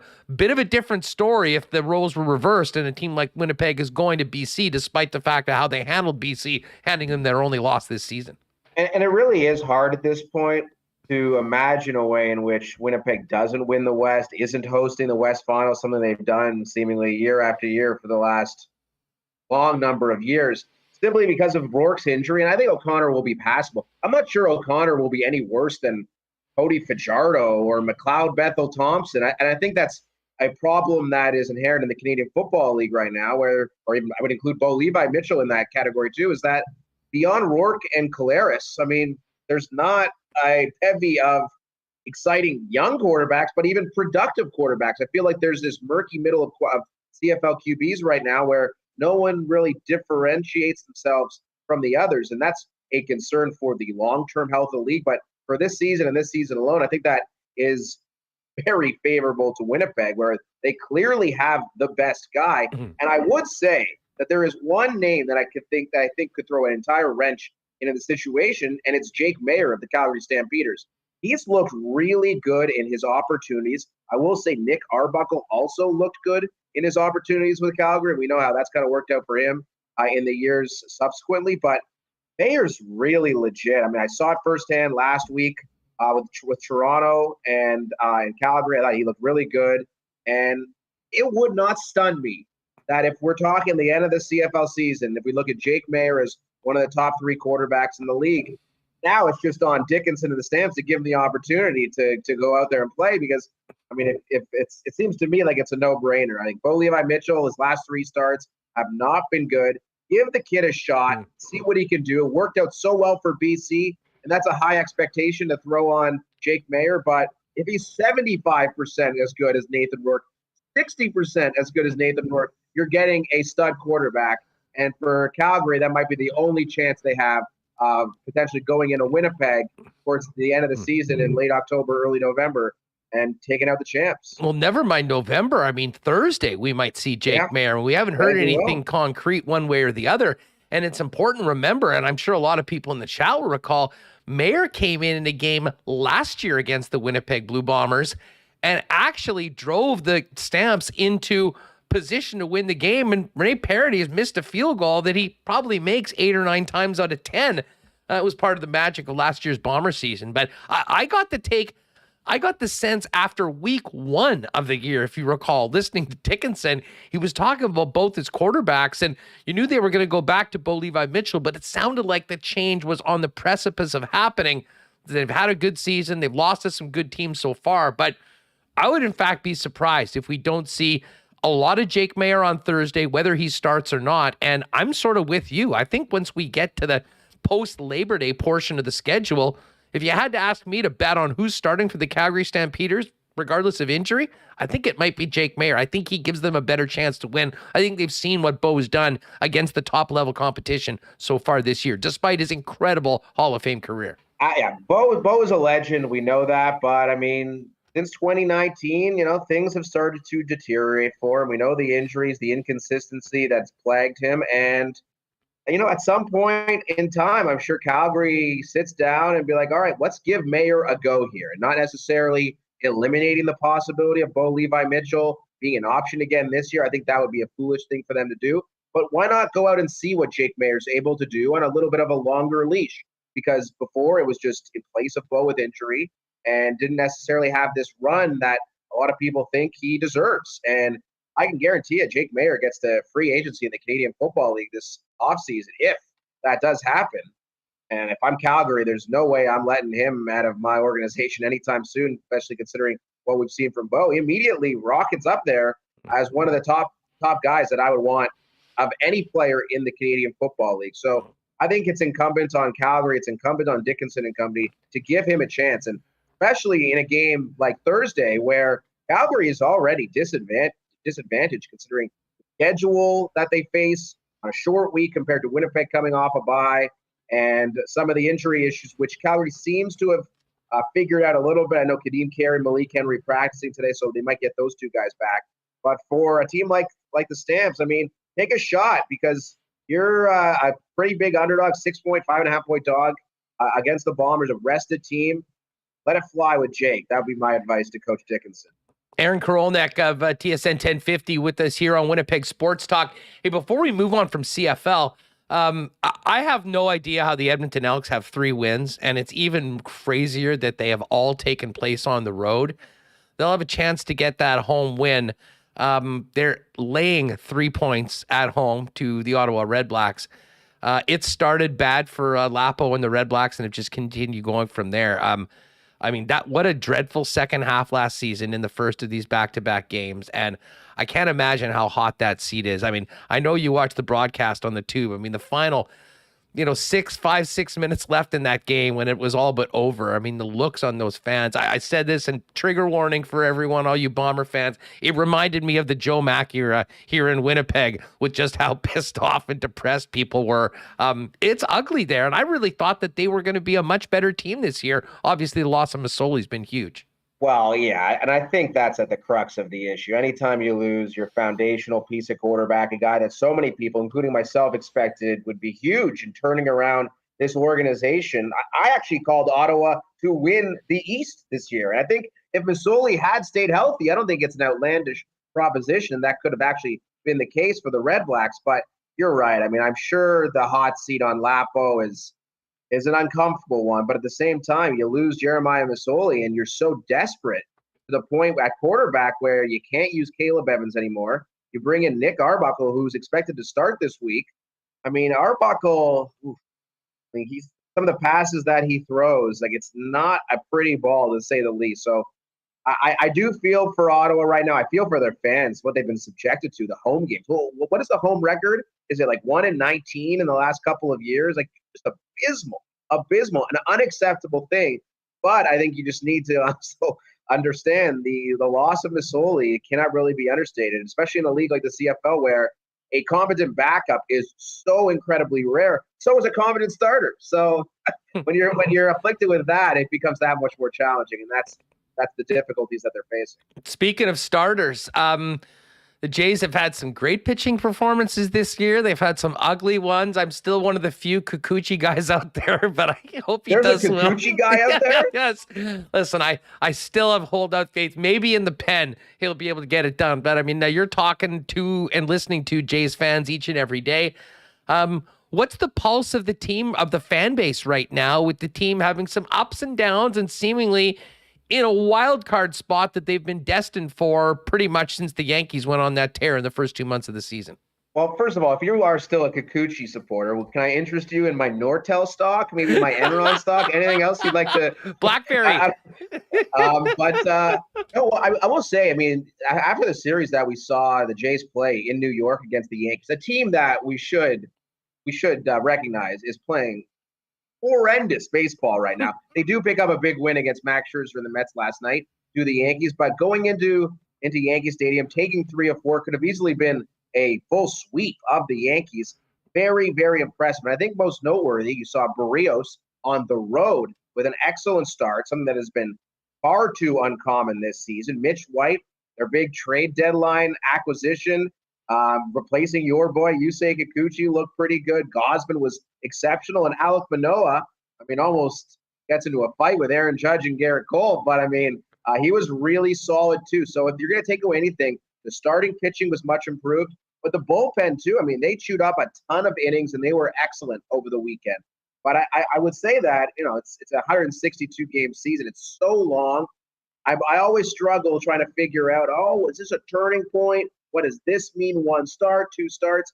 You need to look at it over a larger sample, but obviously it's better to win games than lose games. And I think the Jays have a good chance to reel off a lot of wins in the next couple of weeks here, where they've got the Red Sox now, then they've got the Angels this weekend, then they've got the Cubs, then they've got the Pirates. So you're not talking about too difficult of a slate of opponents, and that's huge for the Jays because they have been dealing with some tougher opponents in recent weeks. So I think they could build up a nice little lead here. I don't think challenge the Yankees in the American League East. That does seem very, very unlikely statistically, but definitely solidify a spot in the wild card, perhaps even win the number 1 spot in the wild card, which of course is huge with home field. 2-part question. How important has our guy Chicken Strips been this year? Ross Stripling, I mean, the starts and the pitching that he's given the Jays, and offensively down the stretch, who is one guy that they need more from? Well, I mean, Chicken Strips, those are like nicely coated, tossed in some delicious barbecue sauce. The guy's been a stone cold stud, and he put that on full display last week with those 6 perfect innings, and it's just huge right off the injured list. Guy comes in, slots back in the rotation, and does his thing like he was doing pre-injury. So that's massive, and I think you can make a pretty good argument that he's been one of their most valuable players in that it was so unexpected for him to perform the way he has. And I think with regards to a player that they need more from, it's pretty obviously Bo Bichette. I mean, for him to have a 300 on-base percentage is mind-boggling considering the talent that this man possesses. And the power has been there. He's probably still going to hit close to 25 bombs, but he needs to be a lot more efficient.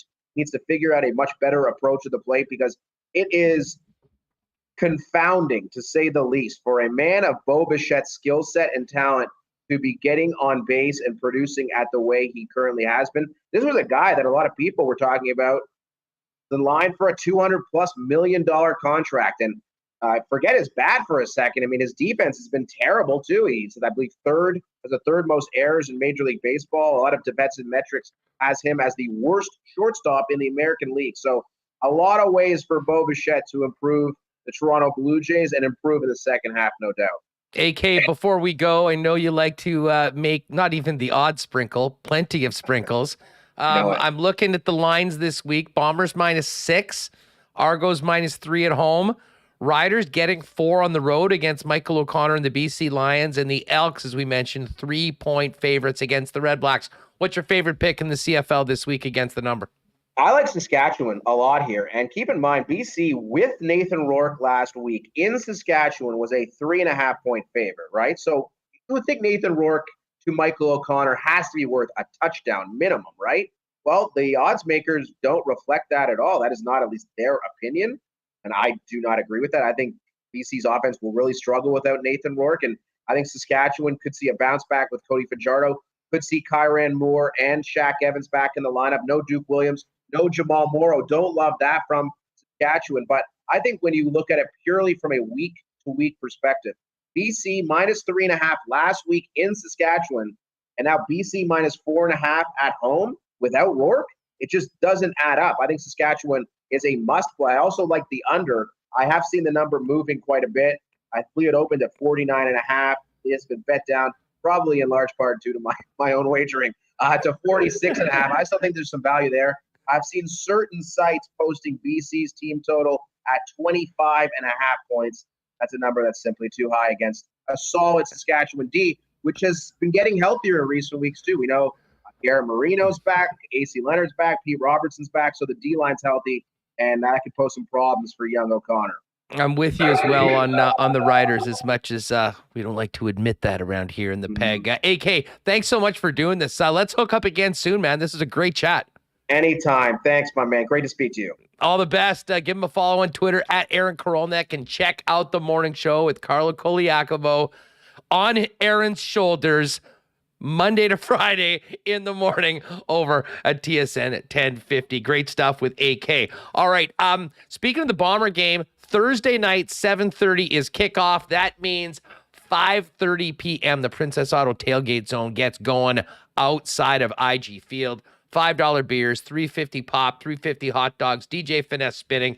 It is definitely the place to be before the game, and I do believe the Princess Auto staff will be there giving out some prizes and swag as well. So make sure to keep an eye out for the Princess Auto team. Of course, Princess Auto is the place where you will find the best deals on the most unique assortment of tools and equipment around. Everything you need to complete the projects on your list or start something new is at Princess Auto. 2 Winnipeg locations, Panet Road, Portage Avenue West, and you can always shop online 24/7, 365 at princessauto.com. And speaking of that Bomber game in a couple nights, if you haven't already tried the amazing taste of summer with the ready-to-drink pre-mixed Canadian Club and Ginger Ale, well, you'll be able to pick it up at the Princess Auto tailgate or in the arena, along with all the Canadian Club and Beam Suntory family of products, because, of course, Canadian Club is the official spirit and official sponsor of the Winnipeg Blue Bombers. So outside the stadium, inside the stadium, grab a CC and Ginger, and you can always pick it up as well in 6-packs at your local beer store or Manitoba Liquor Marts. All right, we got to get to Coolbet Lines, and one more head-to-head bet-off at the track tonight with live racing beginning at 7:30. But let's get Remis back in here. Remo, we didn't go crazy on the Jets on Monday, but with the news of Paul Stastny, certainly gave us a lot to kick around with Mike McIntyre, and what a fun chat with our boy Aaron from TSN in Toronto. Yeah, I think with the Stastny news, we can now officially close the book on the idea that maybe he would come back here. We had speculated on it with Murat, just how much he means to the team. I was holding out hope. Well, you knew he was probably done based on his comments, but you still, nothing had happened. It's late August. And then, we're talking in chat and people are saying, well, why are we talking like the Jets? This is going to be their roster heading into the season. There's stuff could still happen. Yes, stuff still could, but we got to evaluate the team as it is right now, August 23. And then the chat started saying, well, what's been the Jets' biggest free agent signing? And I was like, well, biggest as in most money or biggest as in most impactful? So then I started looking at all their past transactions. And Kulikov was a $13 million contract. Yep. Jokin was a $9 million, let for 2 years. But one contract was pretty impactful, was signed September 8, 2011. Kyle Wellwood, 1 year, $700K. He was excellent in the first season, 47 points. The Jets, that's what they need to do. 47 points in that year, making league min? Yes, that's what they need to do, Huss. Find Kyle Wellwood, sign him September, right before the season, and there you go, 47 points. So they did it before. Maybe that is what we're looking at as we head into September. Yes, well, let's look at the remaining free agents and find a guy that looks most like an accountant and sign him. And hopefully he'll show up and score 47 points for the team. He was next great. year. Welly, what a 18 goals. What a player he was. No, he was very was awesome. talented, very talented offensive player. And look, when you look at the team right now, I mean, you've got that established top six. Third line that will presumably include Adam Lowry, Mason Appleton, and then one of a Morgan Barron, a David Gustafson, Steny, as Daily Faceoff have put in there. I mean, there just doesn't seem, for everyone that wants to see Blake Wheeler play a reduced role, well, you better have a guy that can take a spot. And right now, that doesn't really seem to be the case. And I would imagine Blake Wheeler will be an everyday top six player, regardless of whether it's line 1 or line 2 and which center he's playing with. And listen, he can still get the job done.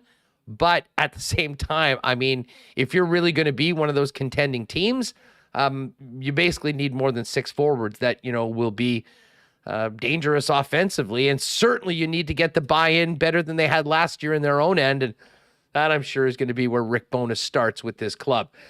Hey, we just had AK on. May as well just transition right into the Coolbet Lines. As I mentioned, CFL, not a lot of movement from yesterday when the lines came out. Bombers opened at 5.5. They are now 6-point favorites against the Calgary Stampeders. The Toronto Argonauts, 3-point favorites against the Hamilton Tiger Cats. And the BC Lions, 4-point home favorites against those Saskatchewan Roughriders, despite the loss of Nathan Rourke, as we just spoke with Aaron. And the final game of the week is this Ottawa Red Blacks Edmonton Elks game. Quick programming note, gang. Right after today's edition of Winnipeg Sports Talk, if you're watching with us live, head on over to my Twitter feed or Dustin Nielsen's Twitter feed, because we'll be going live with the Lock Shop almost immediately after WST. We'll get into all of our picks for those games. But Remo, I'm very interested in your perspective on this Ottawa-Edmonton game. Edmonton has not won in over 1,000 days at home. They've somehow won 3 games this year, all on the road. And Ottawa, if there was ever a time to need a bounce-back game, this is it. They got embarrassed by one of the worst teams in the league at home last week. What do you make of this Ottawa-Edmonton game, and can you possibly wrap your head around laying points with the Elks at home or taking the 3 points with Ottawa on the road? Someone's got to win this game. Yeah, I mean, Edmonton, they can't really move the ball. They're giving up a ton of points. Ottawa's going with Arbuckle at quarterback. I believe Devontae Dedman is back, who was a special teams wizard last year and was just cut from the NFL. I would take the points with Ottawa. I think they got the better quarterback, and Edmonton can't win at home. So there you go, right there. I'll go with Ottawa, even though I didn't see their game this past weekend, but I watched the one a couple weeks ago. It was bad. It was so bad. It was really bad. I think it was against Hamilton. I forget which one, but I've watched some of their games. They can't move the ball. It's tough to watch. So I'm gonna go with I will go with who's it called? Ottawa there. The Ottawa Red Blacks. Sorry. It was the one win Red Blacks. It was Stampeders, Ottawa. Stampeders won 17-3. 3, yeah. It was a horrible game. And Bo Levi, against Ottawa, was 13 of 27 with 137 yards. You're like, how are you doing that poor against Ottawa? So, that just tells you why they're thinking of moving on with Jake Mayer. So I'm going to still go in Ottawa, even though they're good. You expecting Mayer to be under center for the first? Gotta be. I would think so. They really don't want to. Bo Levi did present the offensive game ball to Jake Mayer after the game against the Argos. And yeah, man, he was 14 of 18 for 156 yards for the Stamps, who did rally to beat the Argos. And I was really impressed with Mayer last year when they played the Winnipeg Blue Bombers here. So I sort of think that they'll go. I mean, they're 0-2 with Bo Levi going up against the champs. Why not give the youngster an opportunity? Because experience against Winnipeg, even if they don't win this game right now, They may very well need Jake Mayer in a potential playoff game against the Winnipeg Blue Bombers later on this season. So I think it might put them in a good situation to give him a little bit of experience going for that. Couple other things to get to, and Dusty and I will be hitting these on the Lock Shop coming up right after WST.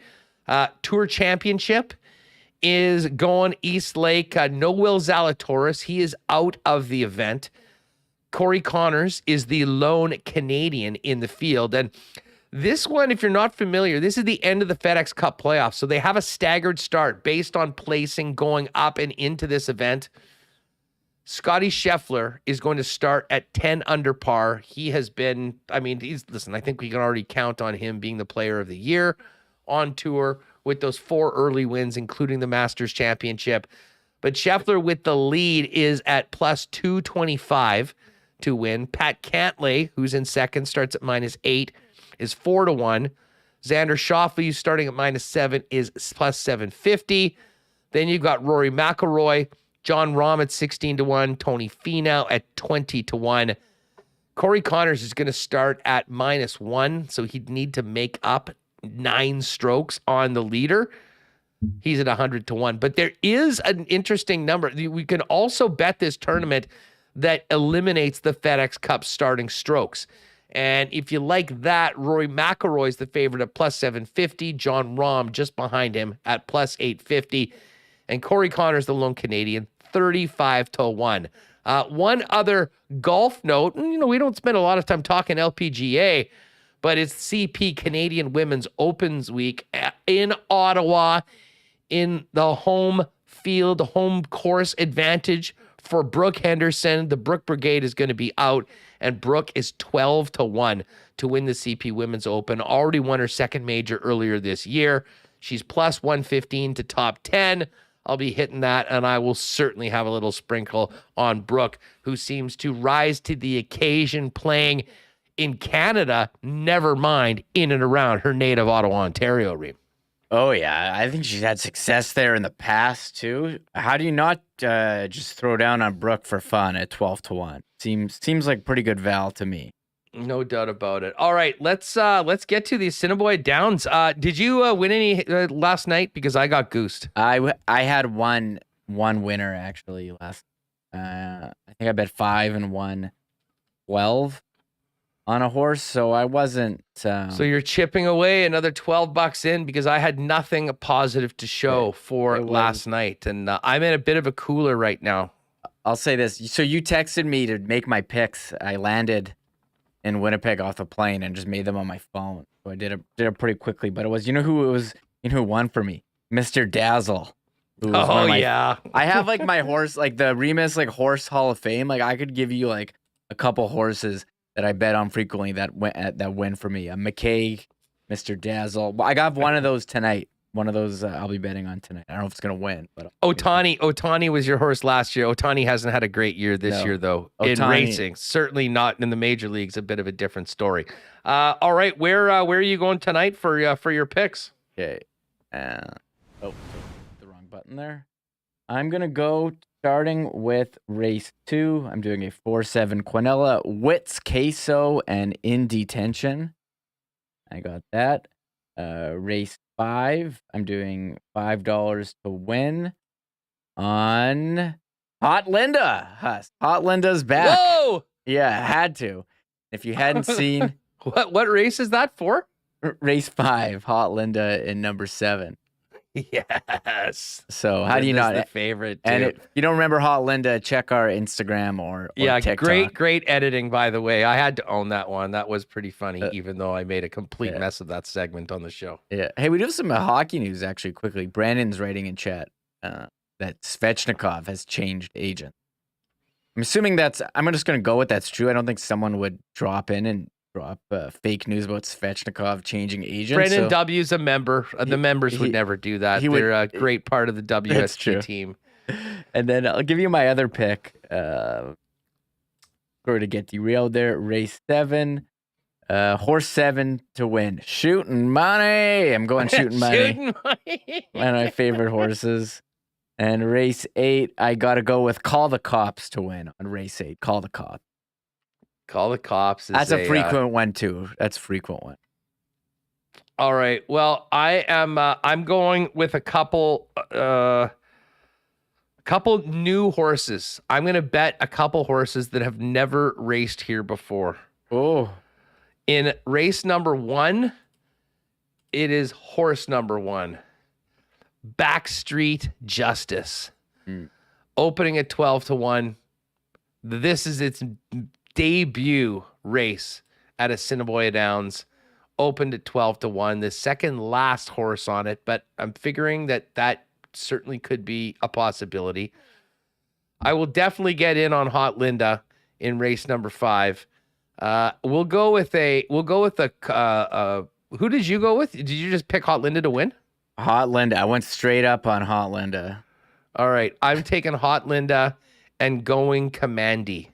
So that's a 7-4 Quinella.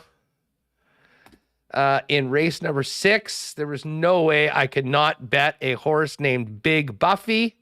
Oh, it's a good call. And Big Buffy opened as 25-1. It is the long shot in the entire race, but has never raced at Assiniboia Downs this year. Did race in late August of last year, and then had been at the Rocky Mountain Turf Club also.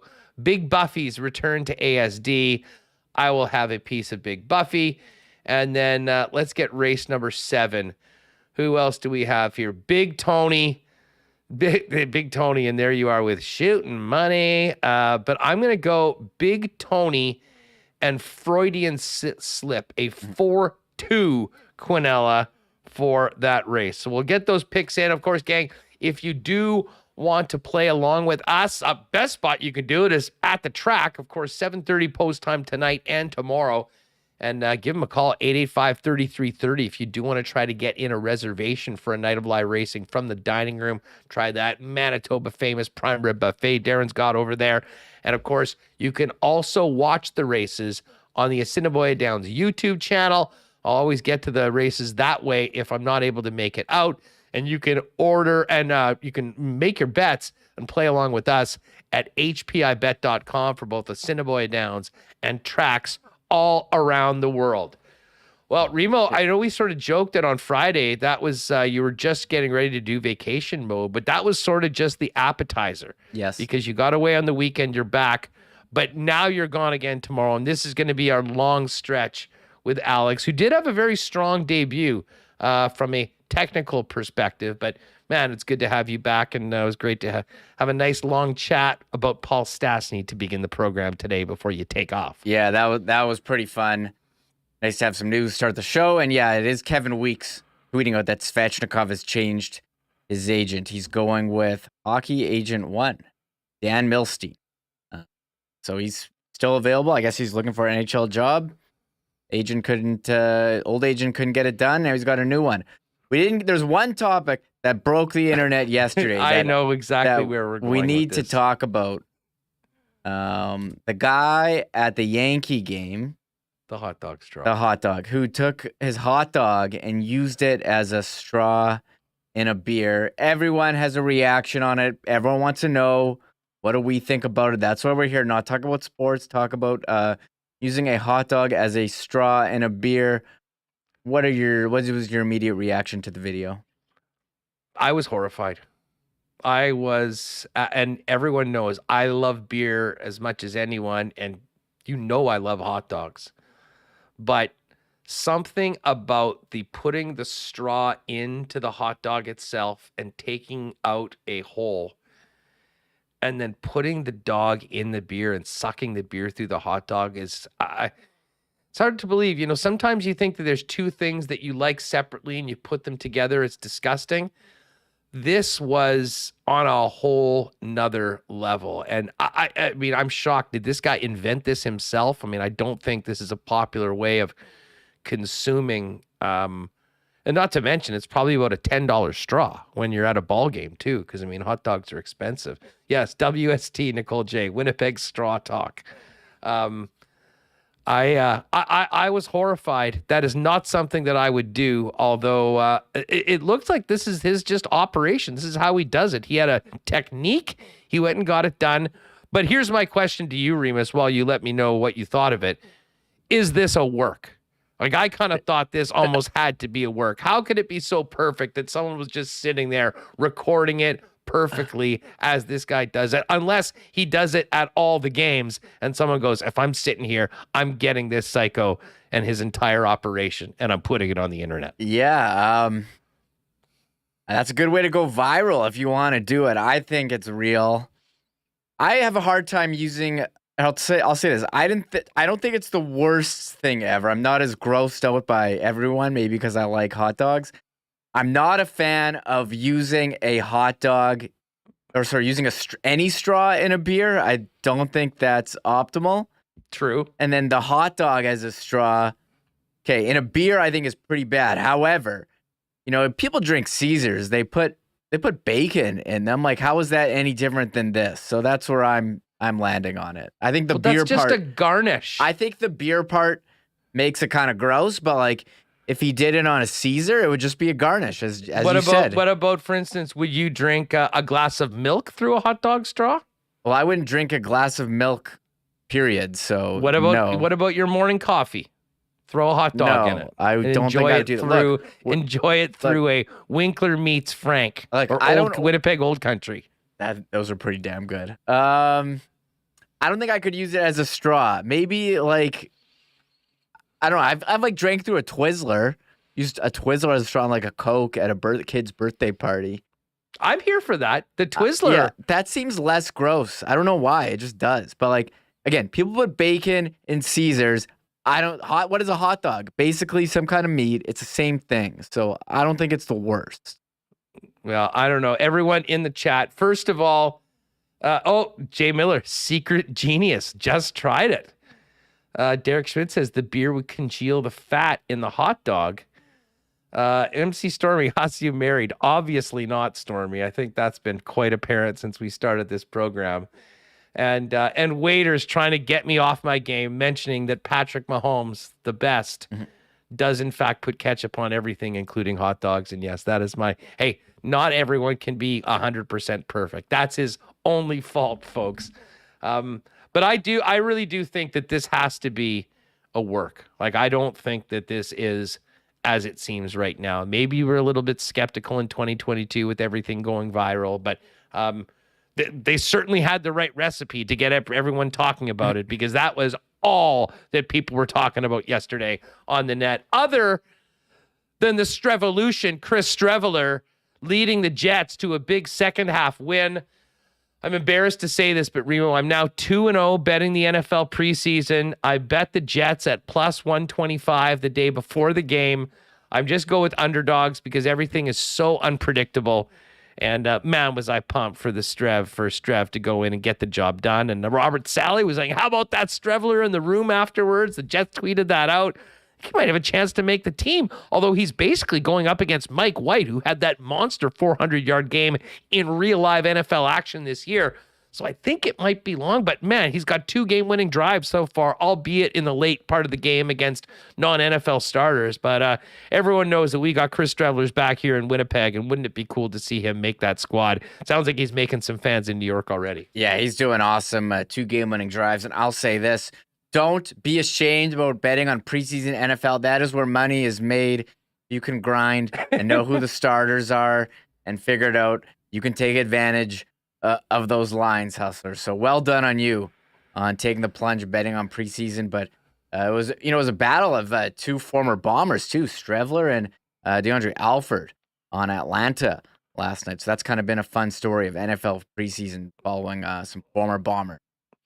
Yeah, well, I'll tell you what, while Reem's away, I'll certainly do a little bit more NFL chats with some friends, get them on. We'll get Andy back on, maybe Zig for Cassie, get you ready for all your drafts coming up. And speaking of drafts, if you are getting ready for fantasy football tonight on the Lock Shop's Fantasy Football Extravaganza, Dusty and I will tee up the running backs for the upcoming year. Dusty will drop his rankings. I'll pick them apart, ask him questions about it, give my takes on it. Should be a lot of fun. That'll be tonight, but coming up right after this program in about 10 minutes or so, we'll get into the Lock Shop. We'll pick the CFL games for the weekend. We'll talk a little golf. I'll be picking Brooke Henderson, spoiler alert, to win the CP Canadian Women's Open at 12-1 over on Coolbet.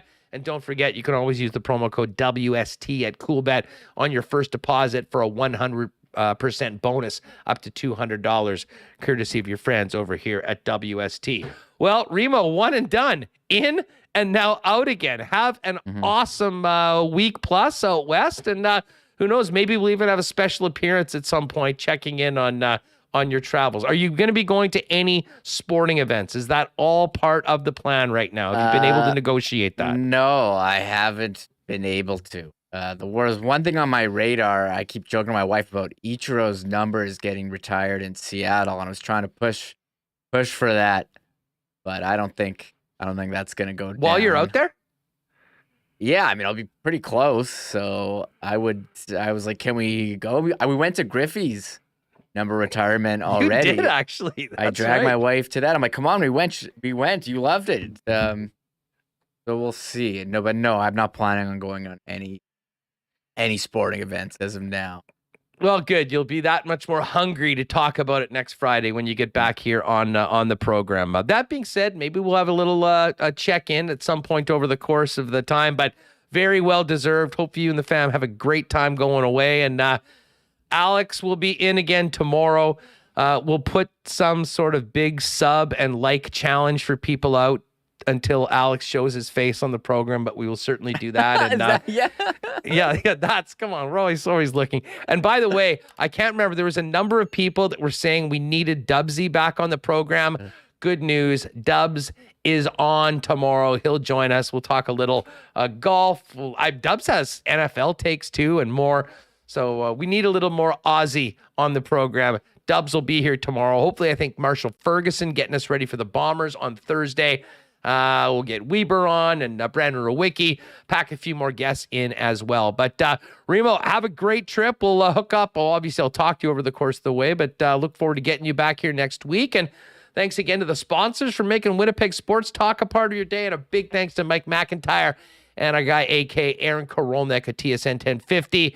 First up, joining us today on the program. Gang, Lock Shop coming up next. Check my Twitter at Hustlerama or at Dustin Nielsen's if you want to join us live. And then later on tonight for you fantasy football wonks, the fantasy football extravaganza with the Lock Shop as well. So busy day, got to run, but thanks for being with us. Remo, have a great trip, and I'll see you tomorrow with Alex in the production chair here on Winnipeg Sports Talk Daily. Have a great night. Oh my God! Oh! Shut it down! Let's go home!